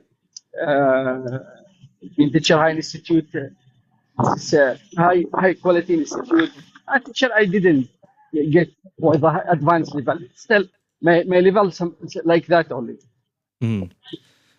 No, I understand. So it all depends on the way that you learn. If you set yourself targets and objectives to reach, correct ones, I mean, I'm sure that you will get anywhere you want. And luckily for us, as I always say in my lives, is that there is a guide for. Wait, I have to mute your microphone for the noise. So anyway, there is a guide for us. Let's say you want to learn to communicate better. If you want to learn to communicate better, then there is always a guide for that. You can just go to the Cambridge website and you can look at the CEFR PDF guide that they have there, and they will tell you exactly about the different levels that there are. They can tell you about your level. They will explain exactly the kind of challenges that anyone could be facing at A1 or at A2 or B1 or B2, and whether you are a teenager or an adult or a kid. So they have a lot of information about these different levels and these different types of learners. And all you have to do is read through those and try to compare what they are saying with your current situation, and check how many they got right in those descriptions about you, and then you will know the answer right away. So when you have those boxes that are unchecked, all right, look at what you can do in order to improve that, because they do offer guides and help when it comes to this. It's for free. All we have to do is search, guys. Come on, just use, I don't know, a quick Google search, or ask ChatGPT or ask Gemini, and you'll get somewhere. You will definitely get somewhere. So the process of doing this is super fun. And I want to tell you right now, why not, before I let you go, enjoy the process, enjoy the journey of learning, because the journey is the most beautiful thing. When you reach your objective, trust me, you will feel such a void in your life that you don't know how to cure. So that's why I'm telling you right now, enjoy the journey of learning. The fact that you have a purpose in life right now is really beautiful. You know, you have no idea how beautiful it is to have a purpose in life. And that's why I always say to people who are trying to improve, or who are trying to be, let's say, better speakers, or trying to be better writers, or trying to be better people, just to enjoy the journey, because now they have a purpose. They have to be obsessed with that purpose. They have to move forward into achieving that purpose. And you can definitely get there, brother. So thank you so much for coming up and asking us those. No worries. Thank you so much for your time, teacher. I appreciate everything you did for your student, teacher. Yeah, appreciate that. Thank you so much. See you in the next one, inshallah. No problem. Thank you. All right. Have we answered everything, Stacy, or do we still have more people asking questions? Let's check out some questions. We have more people. There is I can't find them. 1 minute, please. Mute. He's been struggling, he says. Struggling with what? speaking. May I accept him? Yeah. Go ahead. I'm also looking at my DMs. I have a lot of ones. Okay, no problem. I appreciate that, guys. I think we're managing this one well for the moment. So it's going well according to what I have here. Yes, Mute, hello. Hello, teacher. Welcome. Hello there. Thank you so much. Well, I've been struggling with the pronunciation and the fluency thing. So I've been like listening to a lot of podcasts, and I listen to a lot of English throughout my day, but it feels like I don't know, like I don't have it. You don't have what? You don't have the fluency? The fluency and the pronunciation. I think sometimes I get tongue-tied or something. It feels like I cannot really pronounce the words, and so is there like any techniques or anything that I could like? Yeah. Well, the thing is that, okay, you're telling me, you are telling me right now that, just a second, I don't know what happened to this one. Okay, I don't know what this is. I don't know what happened. Anyway, it doesn't matter. Let's not worry about that right now. It's something with TikTok Studio. That's why it crashed earlier. So anyway, the thing is, you told me that you listen to a lot of, maybe, I don't know, podcasts, you watched maybe movies, you tried to listen to a few things, but what have you done? I'm curious to know what about what you did in order to try to reach that level of fluency. Well, I've been like joining apps and talking to people. To be honest, I've never like talked to like native, but mostly Arab. Some of them they live abroad. Some of them have like some great English, but whenever I talk to them, they'd be like commenting on my English, like, and I know my English is not perfect. I know that, and I'm always like trying, but sometimes when I talk, it feels wrong, you know. Like I do this like recording my voice and trying to listen to it, and it feels I don't know. I don't know how to explain it, but okay. Let me ask you a question. Do you know what it means to be fluent? Well, to be fluent is to be like consistent with your sentences and with your talk. That's it? And I think it's the flow. Like you talk about something, the person like in front of you follow your flow, understand the idea, and knows that there is no like I don't know disturbance. And you see, that I think is the problem. That I think fluency is this. That is the problem. Because what you need to do, how can you know if you are working on fluency the right way or not? You see, you need to really understand what it means to be fluent. Like you need to know exactly what you want. Okay, what do you want to achieve exactly? Because as of right now, I will tell you this. Let me just mute your microphone for the noise. Thank you. All right, as of right now, you seem to have clear English. I don't have a problem with. I muted you for a reason. Okay, just keep your microphone muted for a while, please, and then you can unmute later. No problem. Yes. What's going on? I can't. Can you please mute your microphone, bro? Yeah, thank you. Don't worry. You can unmute later. No worries. So again, you need to really understand what fluency means. What does it mean to be fluent in the English language? And you need to understand exactly what you need to be doing. Because when we speak about fluency, we're speaking about so many different things. We're speaking, yes, about the things that you just mentioned, consistency with your sentences and sentence building and whatnot. There's also hesitation, that you shouldn't hesitate. There's also pausing, okay, that you don't make too many pauses when you are speaking. And there's also the other thing with intonation, okay? And there is one more thing, is that you avoid using filler words, okay?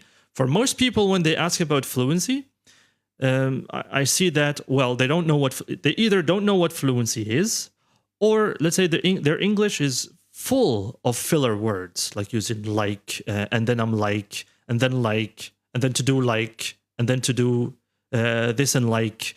So this like word, this like is a filler, and you want to get rid of that. You want to get rid of that.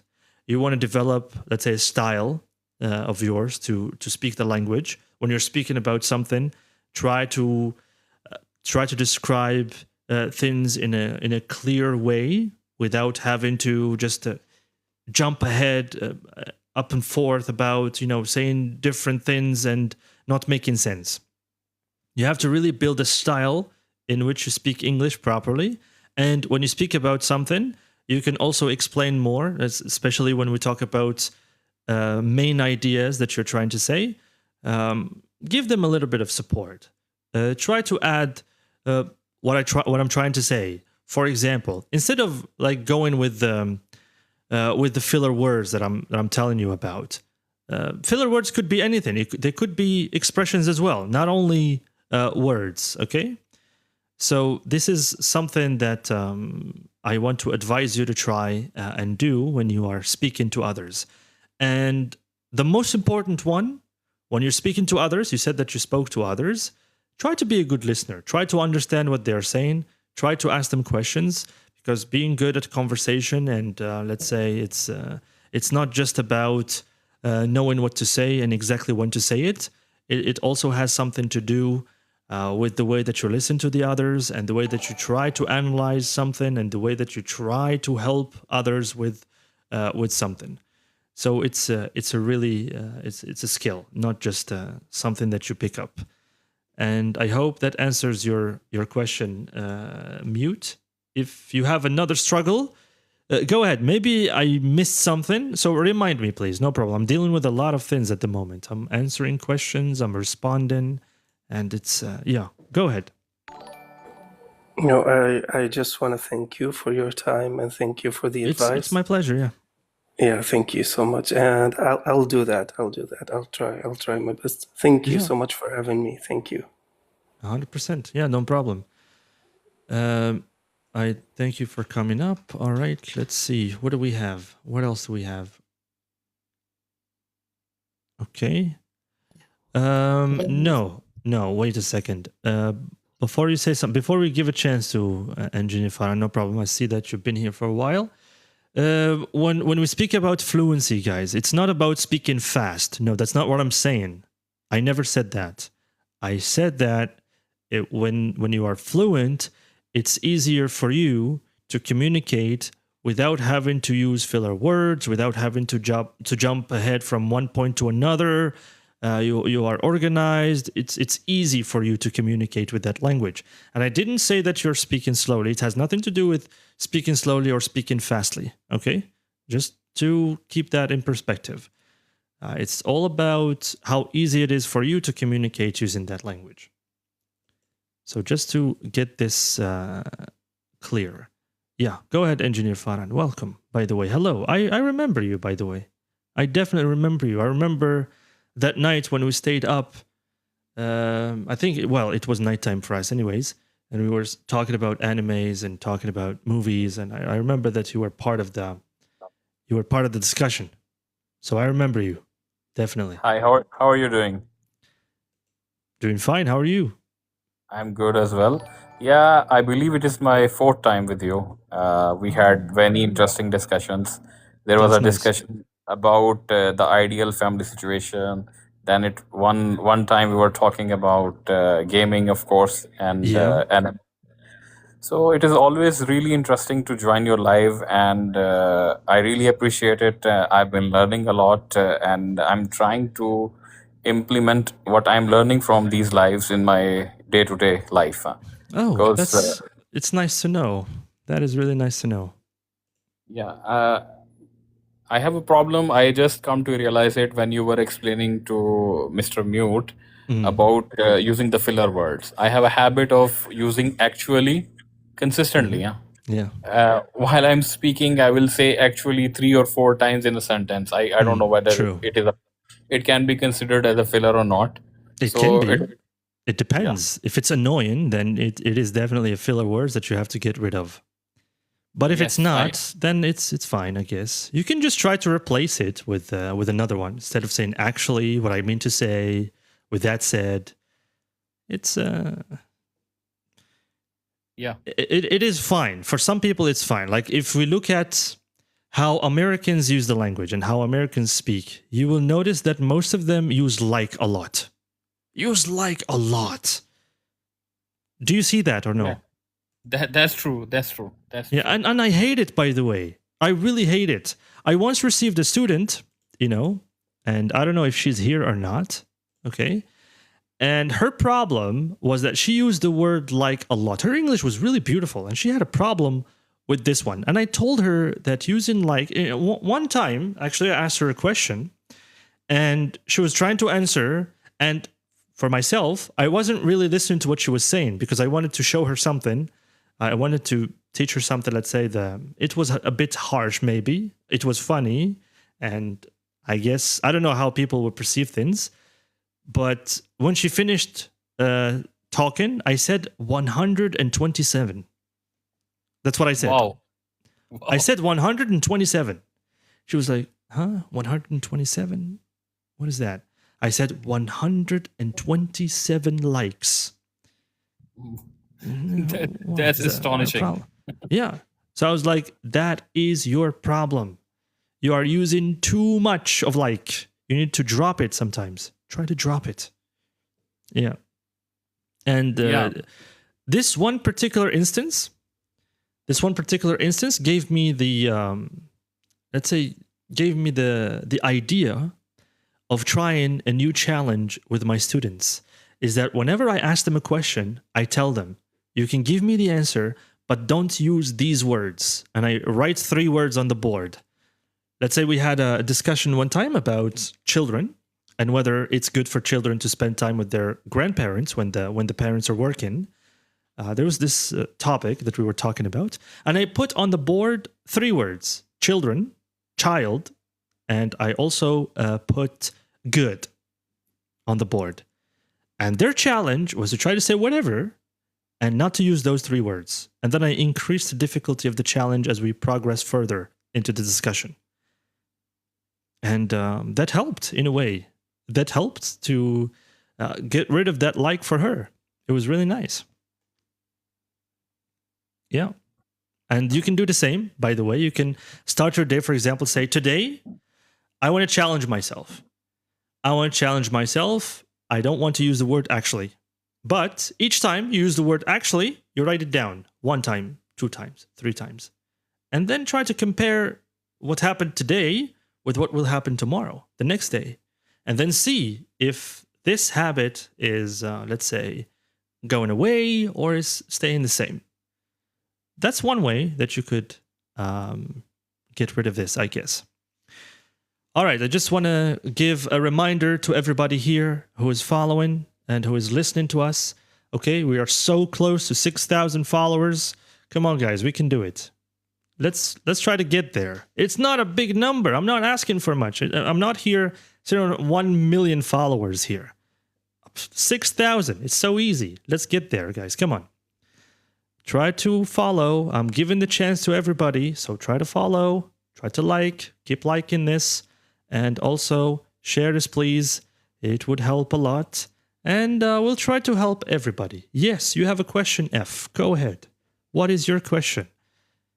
We are here to help everybody. I don't play video games, brother. Wait, do you want me to play video games, guys? Is that what you want me to do? I'm an English teacher. You want me to play video games?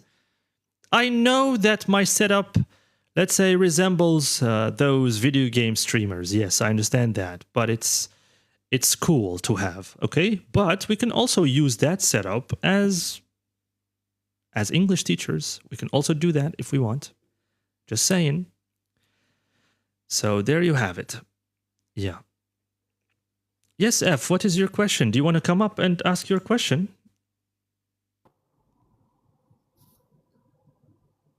Did she ask for...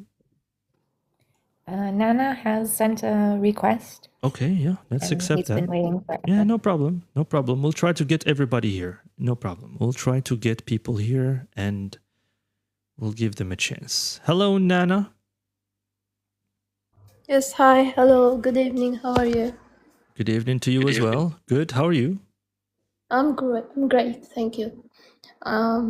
I have a question actually. I'm trying to learn English, by practicing, by watching stuff like comedy and interview and show.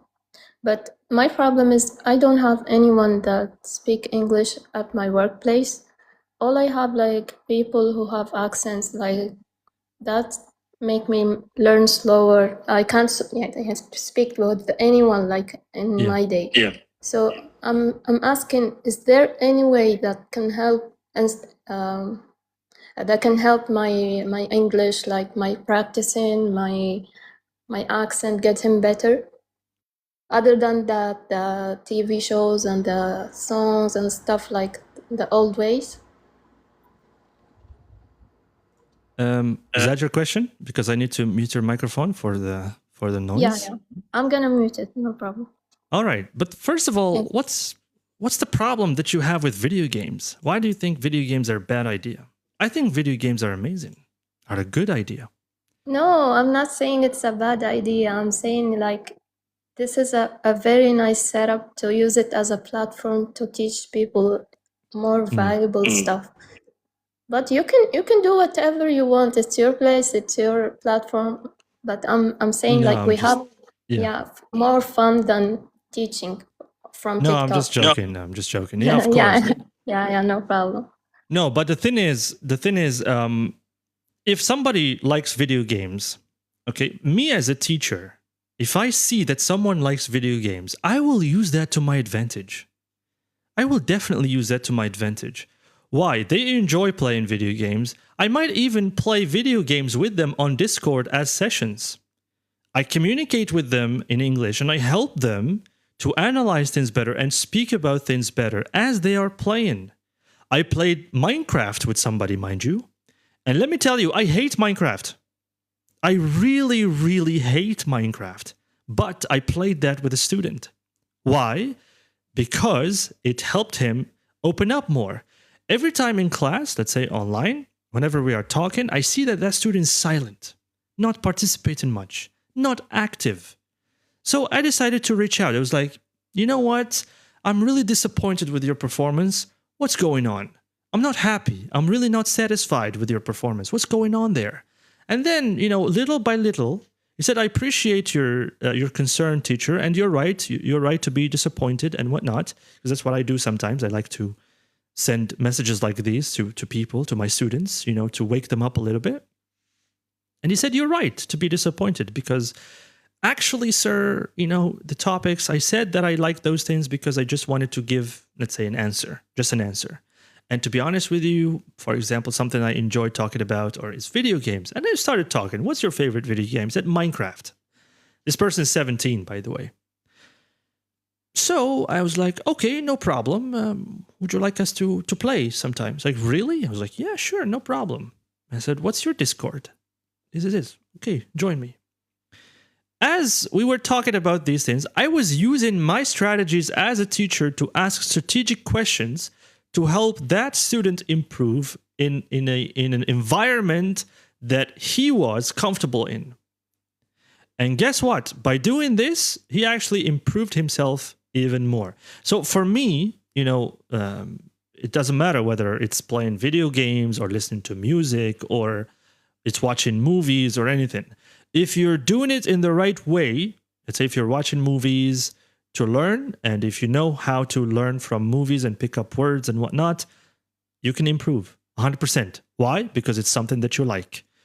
If you, enjoy podcasts, if you enjoy listening to others talk and watching them, and if you enjoy reaction videos or vlogs or makeup or whatever, I support you 100%.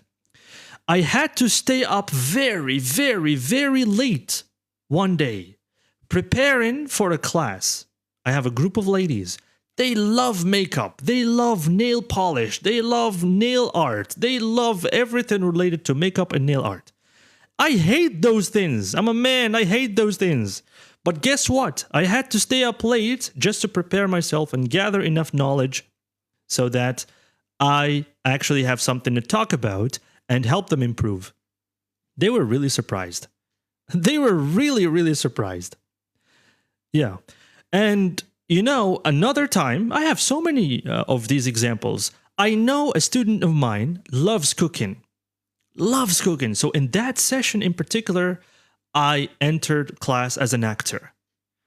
I thought to myself, okay, I'm going to be an actor. I'm going to challenge her with different things that I learned off of the internet, like really quickly, one night literally before class. And I was like, yeah, I like cooking. You know, it's my thing. I love that. I'm not very good at cooking, but I was like, yeah, I love cooking. You know, I want to improve. I think I'm good. And yeah, I do this and I do that. And she was like, really? You do that? And they were interested in what I was doing. Why? Because, well, as a teacher, it is your responsibility to get people interested in what you are doing, and it's your responsibility to help them reach those goals and those targets that they have because, well, they came to you to seek your help. And for me, I need a way, let's say, to reach out to them. It's my job to reach out to them. I don't like it when somebody in my class is not active, when somebody in my class is not trying, okay? So I try my best to reach out to them and get to know them. And that is why, if you are a teacher, it is very important to get to know your students before you actually start preparing lessons for them. That get to know session is very important, and it will do your, let's say, experience teaching them wonders. I guarantee you that. I definitely guarantee you this. So, honestly, I'm sorry I got a little bit carried away with this one because, you know, I asked something and people in my DMs have been requesting this. I guess maybe I will join them on Discord. Yeah, no problem. I will join you. I'll play with you FC26. I'll play with you Minecraft, even though I hate it. I don't like it very much. But yeah, why not? Why not? No problem. Yeah, sorry, Nan, I think I got a bit off track there. So did that make sense in any way, what I said? Yeah, it actually makes a lot of sense. As a teacher, you have a very smart way to communicate with your student. I'm not saying it's a bad idea. It's a good idea. I'm with you. But I'm about like searching in TikTok for any valuable stuff. We have a lot of people who are gaming and changing the category they're doing because of the social media impact and stuff. That's what I mean. But good for you, and helping students is a good idea. And keep doing whatever you like to do. No, it's all right. Again, I know what I need to do, to be honest with you, and it's okay. Like that's why I'm a teacher. It's my responsibility to help, I suppose. And yeah, to be honest with you, here on this platform, I'm still trying to find my style. I mean, every time I go live, I learn a lot of things, and I try to apply those things that I learn. So you see, even me as a teacher, I'm still learning things. I'm in love with trying new things. TikTok sends something to me. Hey, try this. Why not? Let's go. It told me try a waiting screen. Why not? Let's do that. Then they said try an outro, and I'm like, okay, I don't know how to make an outro. So guess what? I'm going to learn how to make an outro. And I'm going to try to do that. Why? Because, well, it's fun. And I'm learning at the same time. It's a good experience for me. And I'm trying to share this, let's say. I'm trying to share this experience with everybody here. People learn from experiences. People learn from failed trials of others. People learn from triumphs and successes of others. So this is why. And this is why communication is very important in improving. That's why I respect when somebody comes to my live and ask questions and challenge themselves to come up here first to ask a question, you know, and to try to have a conversation with the people who are here rather than just to come here and how are you going to service me today? What are we talking about? Oh, that. Not interesting for me. Goodbye. I don't appreciate that kind of people, because those people, should not be in anybody's live, in anybody's platform. No way. Those are not welcomed. The people who are willing to improve, they're willing to challenge themselves in whatever comes their way. So I hope that this makes sense. And let's see. F, you have a question. Go ahead, please.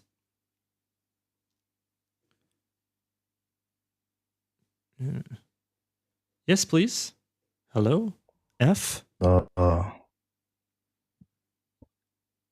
Yes, hello.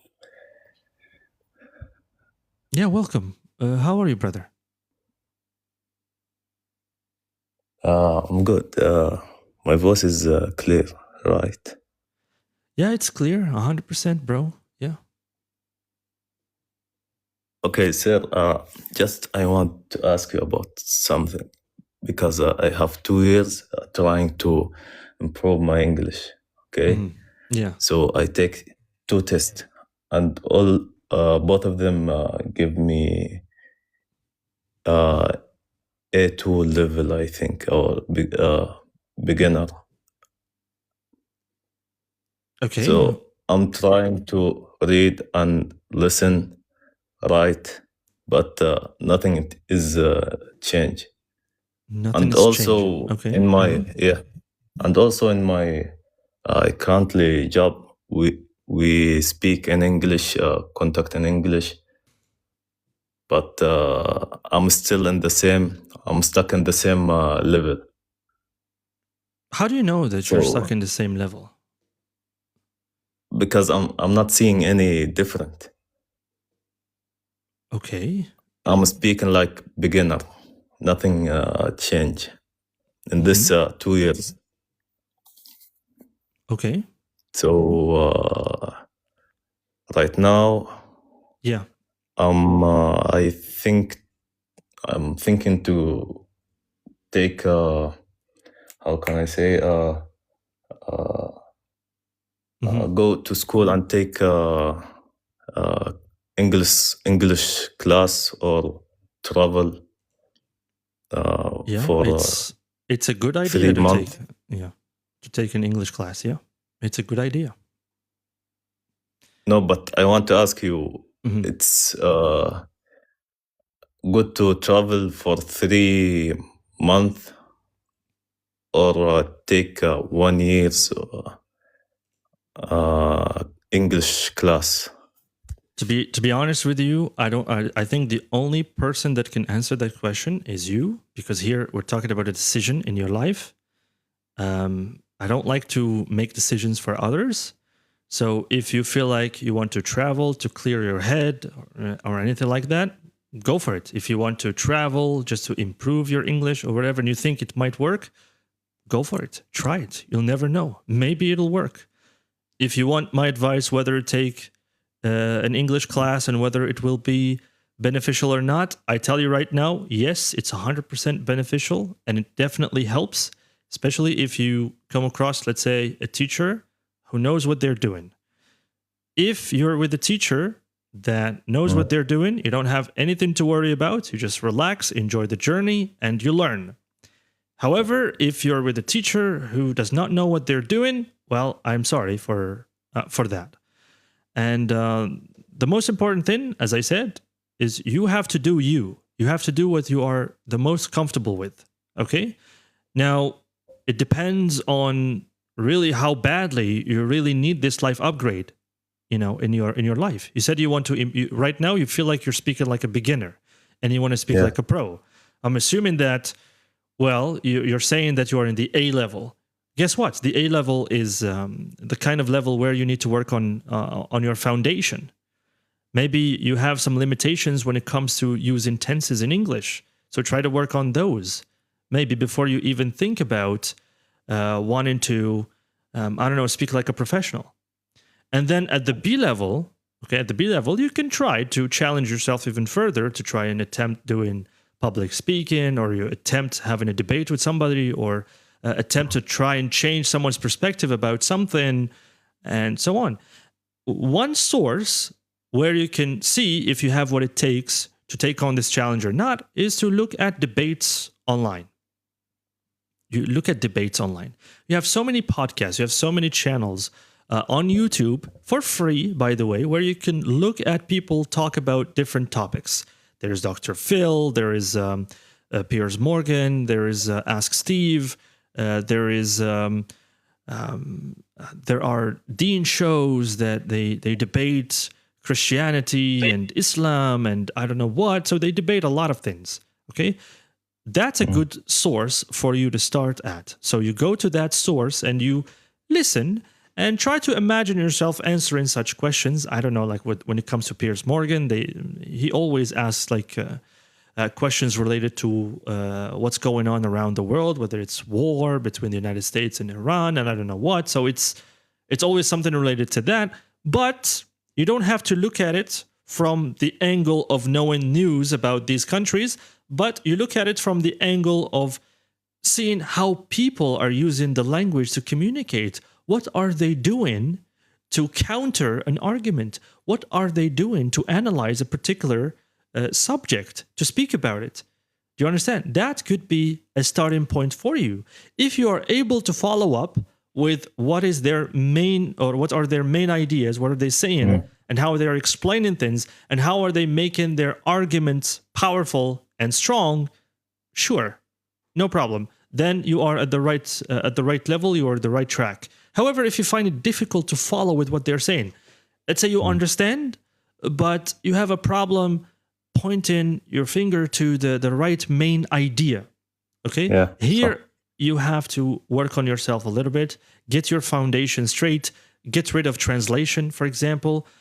Okay, hold on. You don't have to keep doing that, Stacy, no problem. I think they're facing some internet issues. No problem. We can just drop them for now. They can request again. So do you get me, F? Do you get what I'm trying to tell you? Yeah, I got you. This is the idea. And I see that you can understand what I'm saying. So this is a very good thing. Because you speak easy language for I'm us. a teacher. I have to use easy language. That's why I understand. Yeah, I'm a teacher. That's why. Yeah. Thank you very much for the advice. And I will try this. It is my pleasure. Yeah, it is my pleasure. Thank you so much Thank for you coming. very much. You're welcome. All right. So I think we have, all right, one last. I think we will not be taking any more because I think we've been doing this for too long. I appreciate the support, guys. Come on, we're so close to the 6,000. Can we get to 6,000 in one live? I mean, come on, it's been going on for a while now. Let's try to get to 6,000 today, guys. I mean, you can't deny the fact that you are enjoying this. Where else would you find something like this? Someone doing the best to make the live look good. Look at the lights. Do you see the lights, guys? Do you see the lights? Those are some expensive lights. Those are some expensive lights, guys. And yeah, so go ahead. The least you can do is support. Follow. Let's get to 6,000. Come on. What are you waiting for? You can't deny the fact that you're enjoying this. Are you not enjoying this? Huh? What do you think, Stacey? Are you not having fun here? Of course. It's very very informative. I hope. That's what we're trying to do. I really hope so. Yeah. I brought up a new viewer. They have been requesting for quite some time. Okay, I will give them the chance to say something, but first I want to address something very important that I just saw in the comments earlier. It's saying that what are the best broadcasts to learn English because I need listening when I go to my job. You can put me in your ears and enjoy this while you are walking to your work or driving to your work. Come on.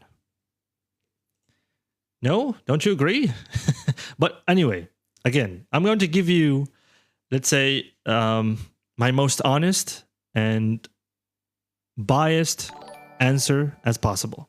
Okay? to tell you the truth, I don't think I'm the right person to advise you on which broadcasts, or as you're saying, or which podcast that you need to listen to.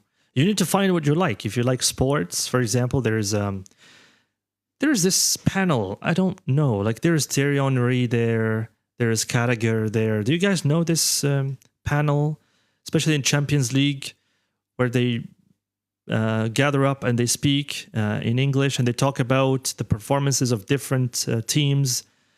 Wait, let me ask Google here very quickly. So Thierry Henry.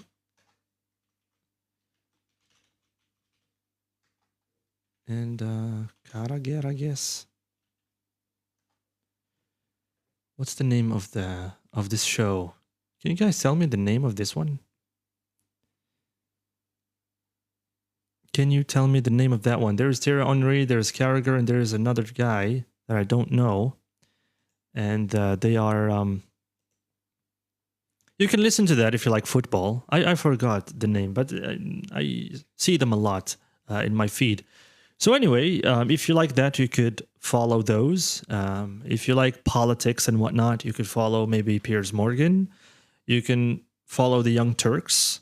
You can follow, if you like debates, for example, you can follow someone called Brian Wilson, I guess, is a great debater. If you like motivation and I don't know what, you can follow maybe Andrew Tate and listen to what they have to say, and always listen with the perspective of improving. You don't listen with the perspective of, I don't know, having them influence the way you think or anything. Well, you can have them influence the way you think in a positive way. There's no problem in that. But yeah, mind your language is good. Is good. But mind your language will sort of make you accept the fact that your English, well, is not really that good, similar to the ones in the show. But yeah, that's a good idea. So for me, to be honest with you, that's the best advice I can give you. Listen to what you like. Listen to what you like. For me, I guess if you listen to what we have to say here, you're listening to unscripted communication. You're listening to something that I think is right. So this is what I'm offering here. You're listening to real people from all over the world, as you can see, from Egypt, from Thailand, from I don't know, from even from Greece. Yes or no, Stacey? Like your friends. You're listening to you listen to people from different cultures, different backgrounds. Have some good ones, some decent ones who are trying. So that's good. You learn from these different experiences. So yeah, Pakistan, yes, KSA, Qatar, Dubai, everywhere. So there you go. Anyway, if you just want, I guess, easy background noise, download like standard grammar podcasts. I don't really like those, but you can download them and you can listen to them. They teach you grammar in a form of a podcast. I guess it's nice. But if you want, let's say, debates and hardcore debates, then, well, you can listen to the debate icons that are on YouTube. Yeah, and always look for controversial topics. Controversial topics are fun to listen to, and you can learn a lot from. So that's the idea. Yes, KSA 20, that was your question. Yes, exactly. I was reading your comment earlier. So we have here Moeen Uddin. Uddin, yes. Hello? And I think this is the last guest, guys. We've been doing this for too long. We're getting tired. We need a break. Yes. Hello, Uddin. Is it okay if I call you that? Yes, please. Assalamu alaikum. I hope you're doing well. Yeah, doing fine. Can Thank you hear me okay? Yes, all is good. Welcome. I can hear you fine. I actually joined a bit late. I don't know what main topic you guys discussed, but when I joined, you guys were discussing about fluency in English and all that kind of good stuff. So I have a question, like in your experience, what do you think, how much time will it take for a kid or an adult to be fluent in English? Oh, that's a tough one. Oh, it depends on a lot of factors, brother. You wanna answer this one, Stacy, or what? I believe the question was how long it would take someone to become fluent in English. Yeah, an adult I think specifically. I'm assuming saying an adult would mean depends. someone who is busy and doesn't have a lot of Yeah. time to practice. I think it depends on it's so many factors. How much time they're putting into it, if they're doing it on their own, if they have a teacher, a tutor helping them. It's so broad. Yeah. I can't answer it. It depends on what they need to be fluent in. Are they talking about speaking, writing, listening, all of the above? Because it's everything. Good point. And it's a daily struggle. So yeah, 100%. I don't know how to answer. No problem. Yeah, but you mentioned some great points there. Okay, I think. All right, Farhan, you can also jump in. Go ahead. No problem. Mm-hmm. Yes, in my opinion and experience, it depends on what sort of environment you are living in. Let's say if you are a professional and English is a necessity, you just need to start having conversations with your peers, and more the better. First thing is to overcome all the fears and hesitations that we have. This is what I did. Because I'm not a native speaker, I was born and raised in an environment where our mother tongue is completely different. So we didn't get as much chance as possible to talk in English. So if when you are a professional and you are working in an environment where you need to speak the language, that's the best way to start. And just start the conversation and then keep improving slowly and gradually. All right. Yeah, these are very good tips actually to improve. But the question is, how much time does it take for someone to, let's say, learn to communicate effectively? I'm going to be very blunt with you here, Odin. It depends on your schedule and it depends on how much you really want it. If you're the kind of person that would easily put in, let's say, 15, 16 hours into this a day, and that's the obsession kind of way, then you will see improvements in about a week. In about a week to 15 days, you'll see that you have amazing English. I did that, by the way. I was terrible.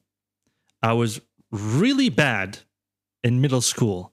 I remember when I was in the second year of middle school, I was really bad at English.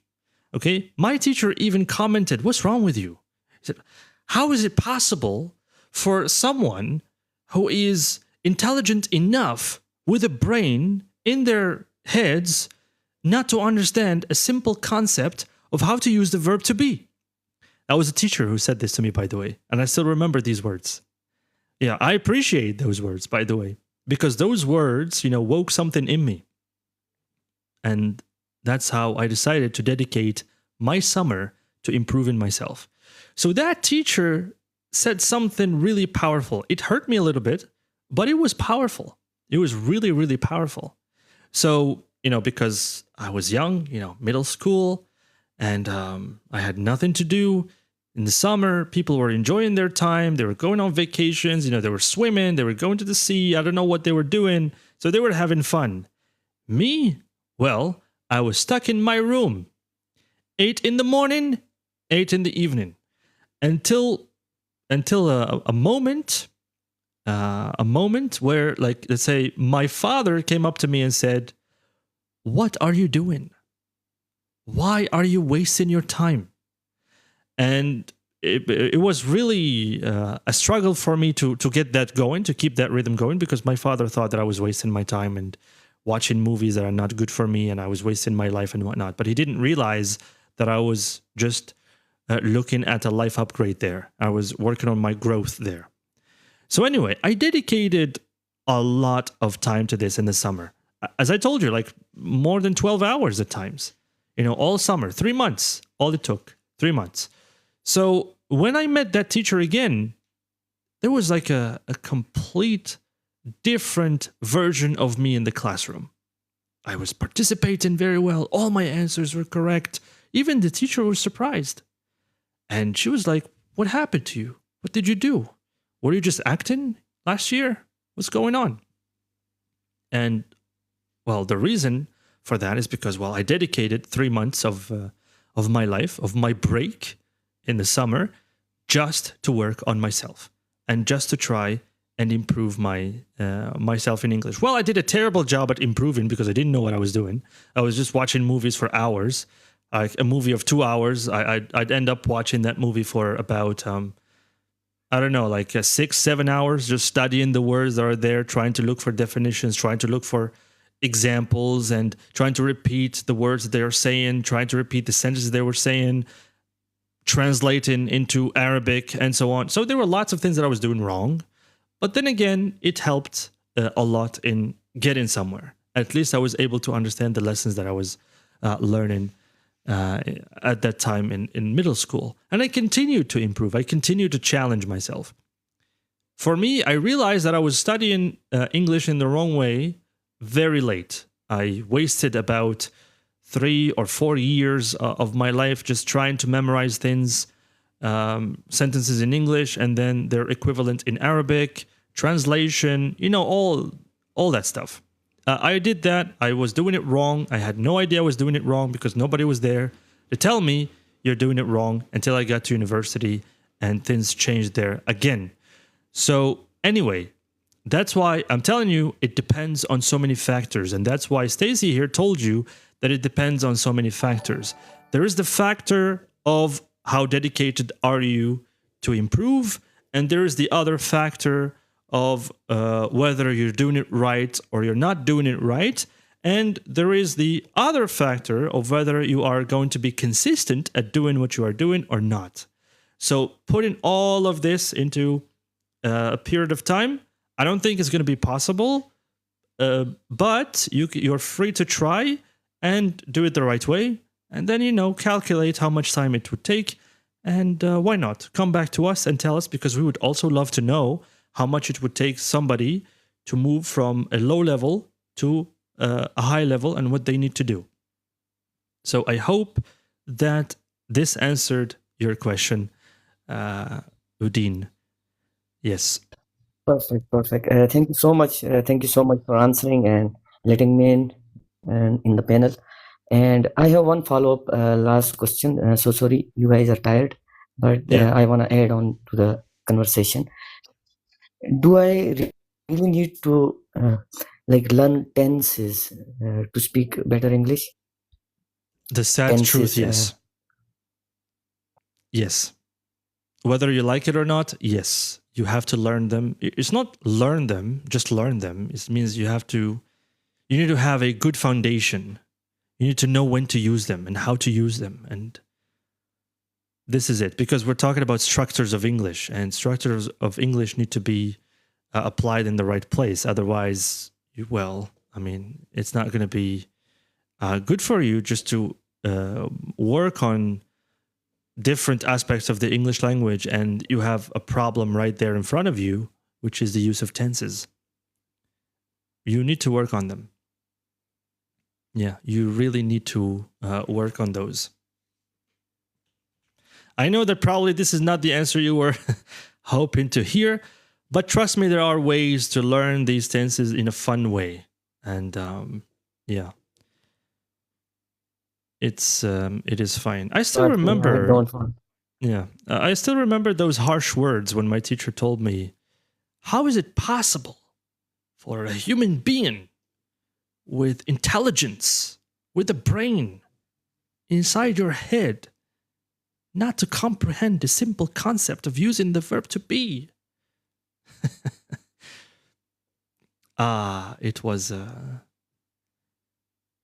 that moment, at that time it was hurtful, but today it's amusing in a way.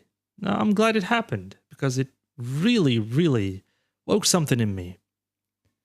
Really hit the nerve, like the right nerve for me to wake up and start working on myself.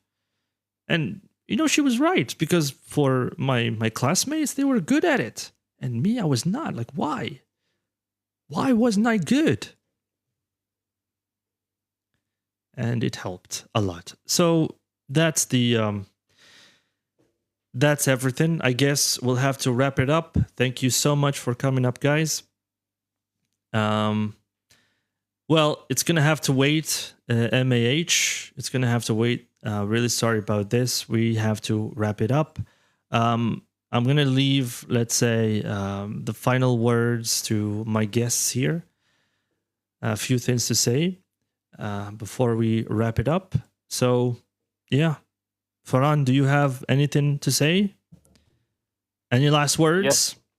Yeah, actually, I was feeling nostalgic because when you were talking about tenses, I remembered my teacher from my middle school.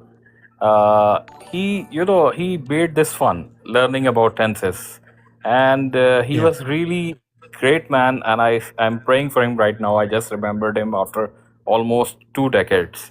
Of course. And we didn't comprehend what he was teaching us in the beginning, but he converted. This was not our first language. My mother tongue is Urdu, so he made it fun. He made it like a rhyme. So I just want to repeat that here. That will be my final word for this life. So he taught us helping words like he's having an argument with us. Like, is, am, are, was, were, can, could, shall, should, will, would, may, might, has, have, had, must, do, does, did.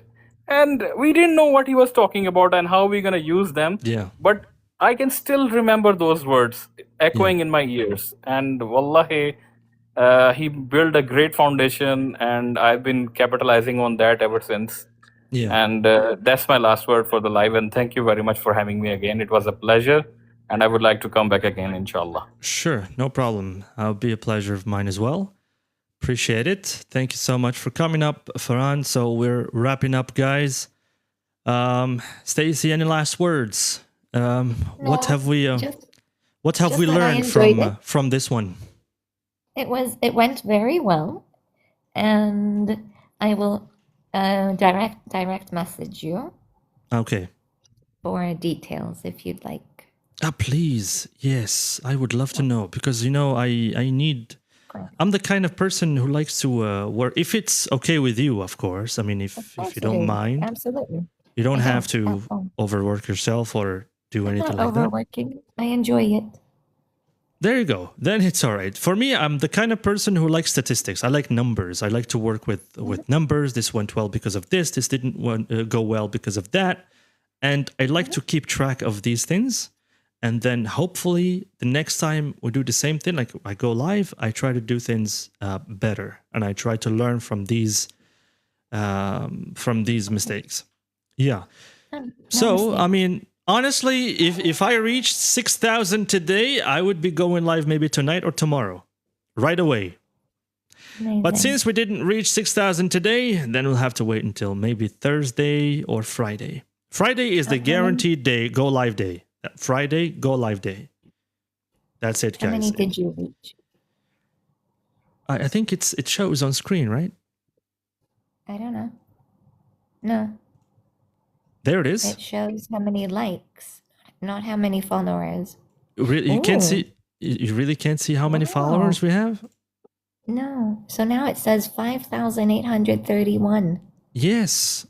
That's what we have. No, it's not amazing. We need 6,000. It's been like this for a while. It's impossible to get that in one day. Okay, okay. And I'll send you a DM. Don't worry. We'll talk about it in the DM. No problem. Definitely. We have to talk about that. Also, big shout out to those who have been here. Of course, Stacey #1. We have Sufyan here, has been with us for a while. Thank you for all the likes, Brother Sufyan. It really means a lot to me. Then, of course, I think what do we call them? Do we call them the like queen and king, or the likes queen and king? What do we call them? The likes king and queen. The likes king or the likes queen. Yeah. So the #1, well, let's say the reigning, defending champion of likes is Stacy, of course. Yay. 7,500. I dare you to reach that number. Guys, come on. I dare you to reach that number. So you are still the champion of likes, and I really appreciate that. So thank you guys so much. I hope it was enjoyable. I hope you shared some laughs with us. I tried to make it entertaining as much as possible. I tried to give everybody a chance. I tried to give you something to work with. Being interested in something is not good enough. You need to be obsessed with getting better. It is your life we're talking about here. This is your life we're talking about here. You should never be only interested in something that would make your life better. You should be obsessed with doing things that would make your life better. And you should continue to try even if you fail. You should be obsessed with trying even. You should fall in love with failure. You should all the time analyze and look at your failures and learn from your failures. Don't look at your triumphs, okay? Because those are nothing. Those mean nothing. Those will only lead to complacency, as we spoke about. Look at your failures. Learn from your failures. That's what you need to be looking at. And I hope that at least we moved something in you with our live today. Like my teacher moved something in me a long time ago by saying something very creative. Okay, how could an intelligent human being like you not comprehend the simple concept of using the verb to be? I'm trying to copy her style. I think I'm failing, but it's okay. You're a source of inspiration. Thank you for sharing your experience and knowledge with us. I appreciate your comment. Hopefully, in the next one, we continue to have a positive impact. We learned a lot from the last time, by the way. Last time was complete chaos. I had to really sit by myself and ask myself why such things happened. And that's, I think, really made me a bit more cautious about doing things here. So I hope it was enjoyable. Thank you guys so much for joining. For those of you who liked, for those of you who supported, for those of you who followed, I really appreciate you guys. And let's keep pushing and challenge yourselves. Until next time, come up live with me and try to impress me with some of the things that you learned. Because I love learning new things, 100%. I love challenges. And yeah, I'm glad, by the way. I'm glad I have a moderator now. And I'm glad that you're doing it, by the way. I think you're doing a hell of a job. You're doing really an amazing, amazing job. And I appreciate that a lot. So, Thank you. yeah, you are making things a lot easier to manage. I received 0 violations today. I don't remember. You'll see. Yeah, like in the previous lives, I can guarantee you that if I look at the analytics, there's always 1 or 2 violations. Always 1 or 2. Today, 0 violations. 0. That's really great. That's really amazing. So, yeah. Wonderful. And I'll DM you for the details. You'll see. Okay. It'll be amazing. Yeah, and I will also, let's say, see what... That I can be on top of everything. I saw that today, honestly. I really saw that today. With a full panel. With a full panel. If you allow me to bring a full panel up, you'll be amazed. Yeah, sure. Those would be great. Having a full panel might be a little bit it won't. Crowded. Honestly, you'll see. All right, we should do challenges more, like tongue twisters and whatnot. Everything, anything you want, and I can classroom manage like a pro. There you go, guys. You heard it. You heard it from Stacy, not me. Say a word. Yeah. So all you have to do is continue to support. And I'm going to sleep a little sad tonight because we're not at 6,000 yet. So I'll try to look up for some interesting clips to post later. That's more work to do, but I guess it's fine. Why not? I'll also post this on YouTube, by the way, for the whole thing. I think people will benefit from these. So I'll post the whole thing and I'll share the link later for everybody to benefit from. They can listen to this. I don't think that we should put 2 hours and 40 minutes of this to waste. So it's important that we keep it somewhere. So yeah, anyway, thank you guys so much. I hope you enjoyed it, and I will see you in the next one, inshallah. Until next time, have a good one. Take care of yourselves. Thank you again, Stacey, for moderating. Appreciate that. Salam, everybody. Thank you for having me. Goodbye. Pleasure. Bye.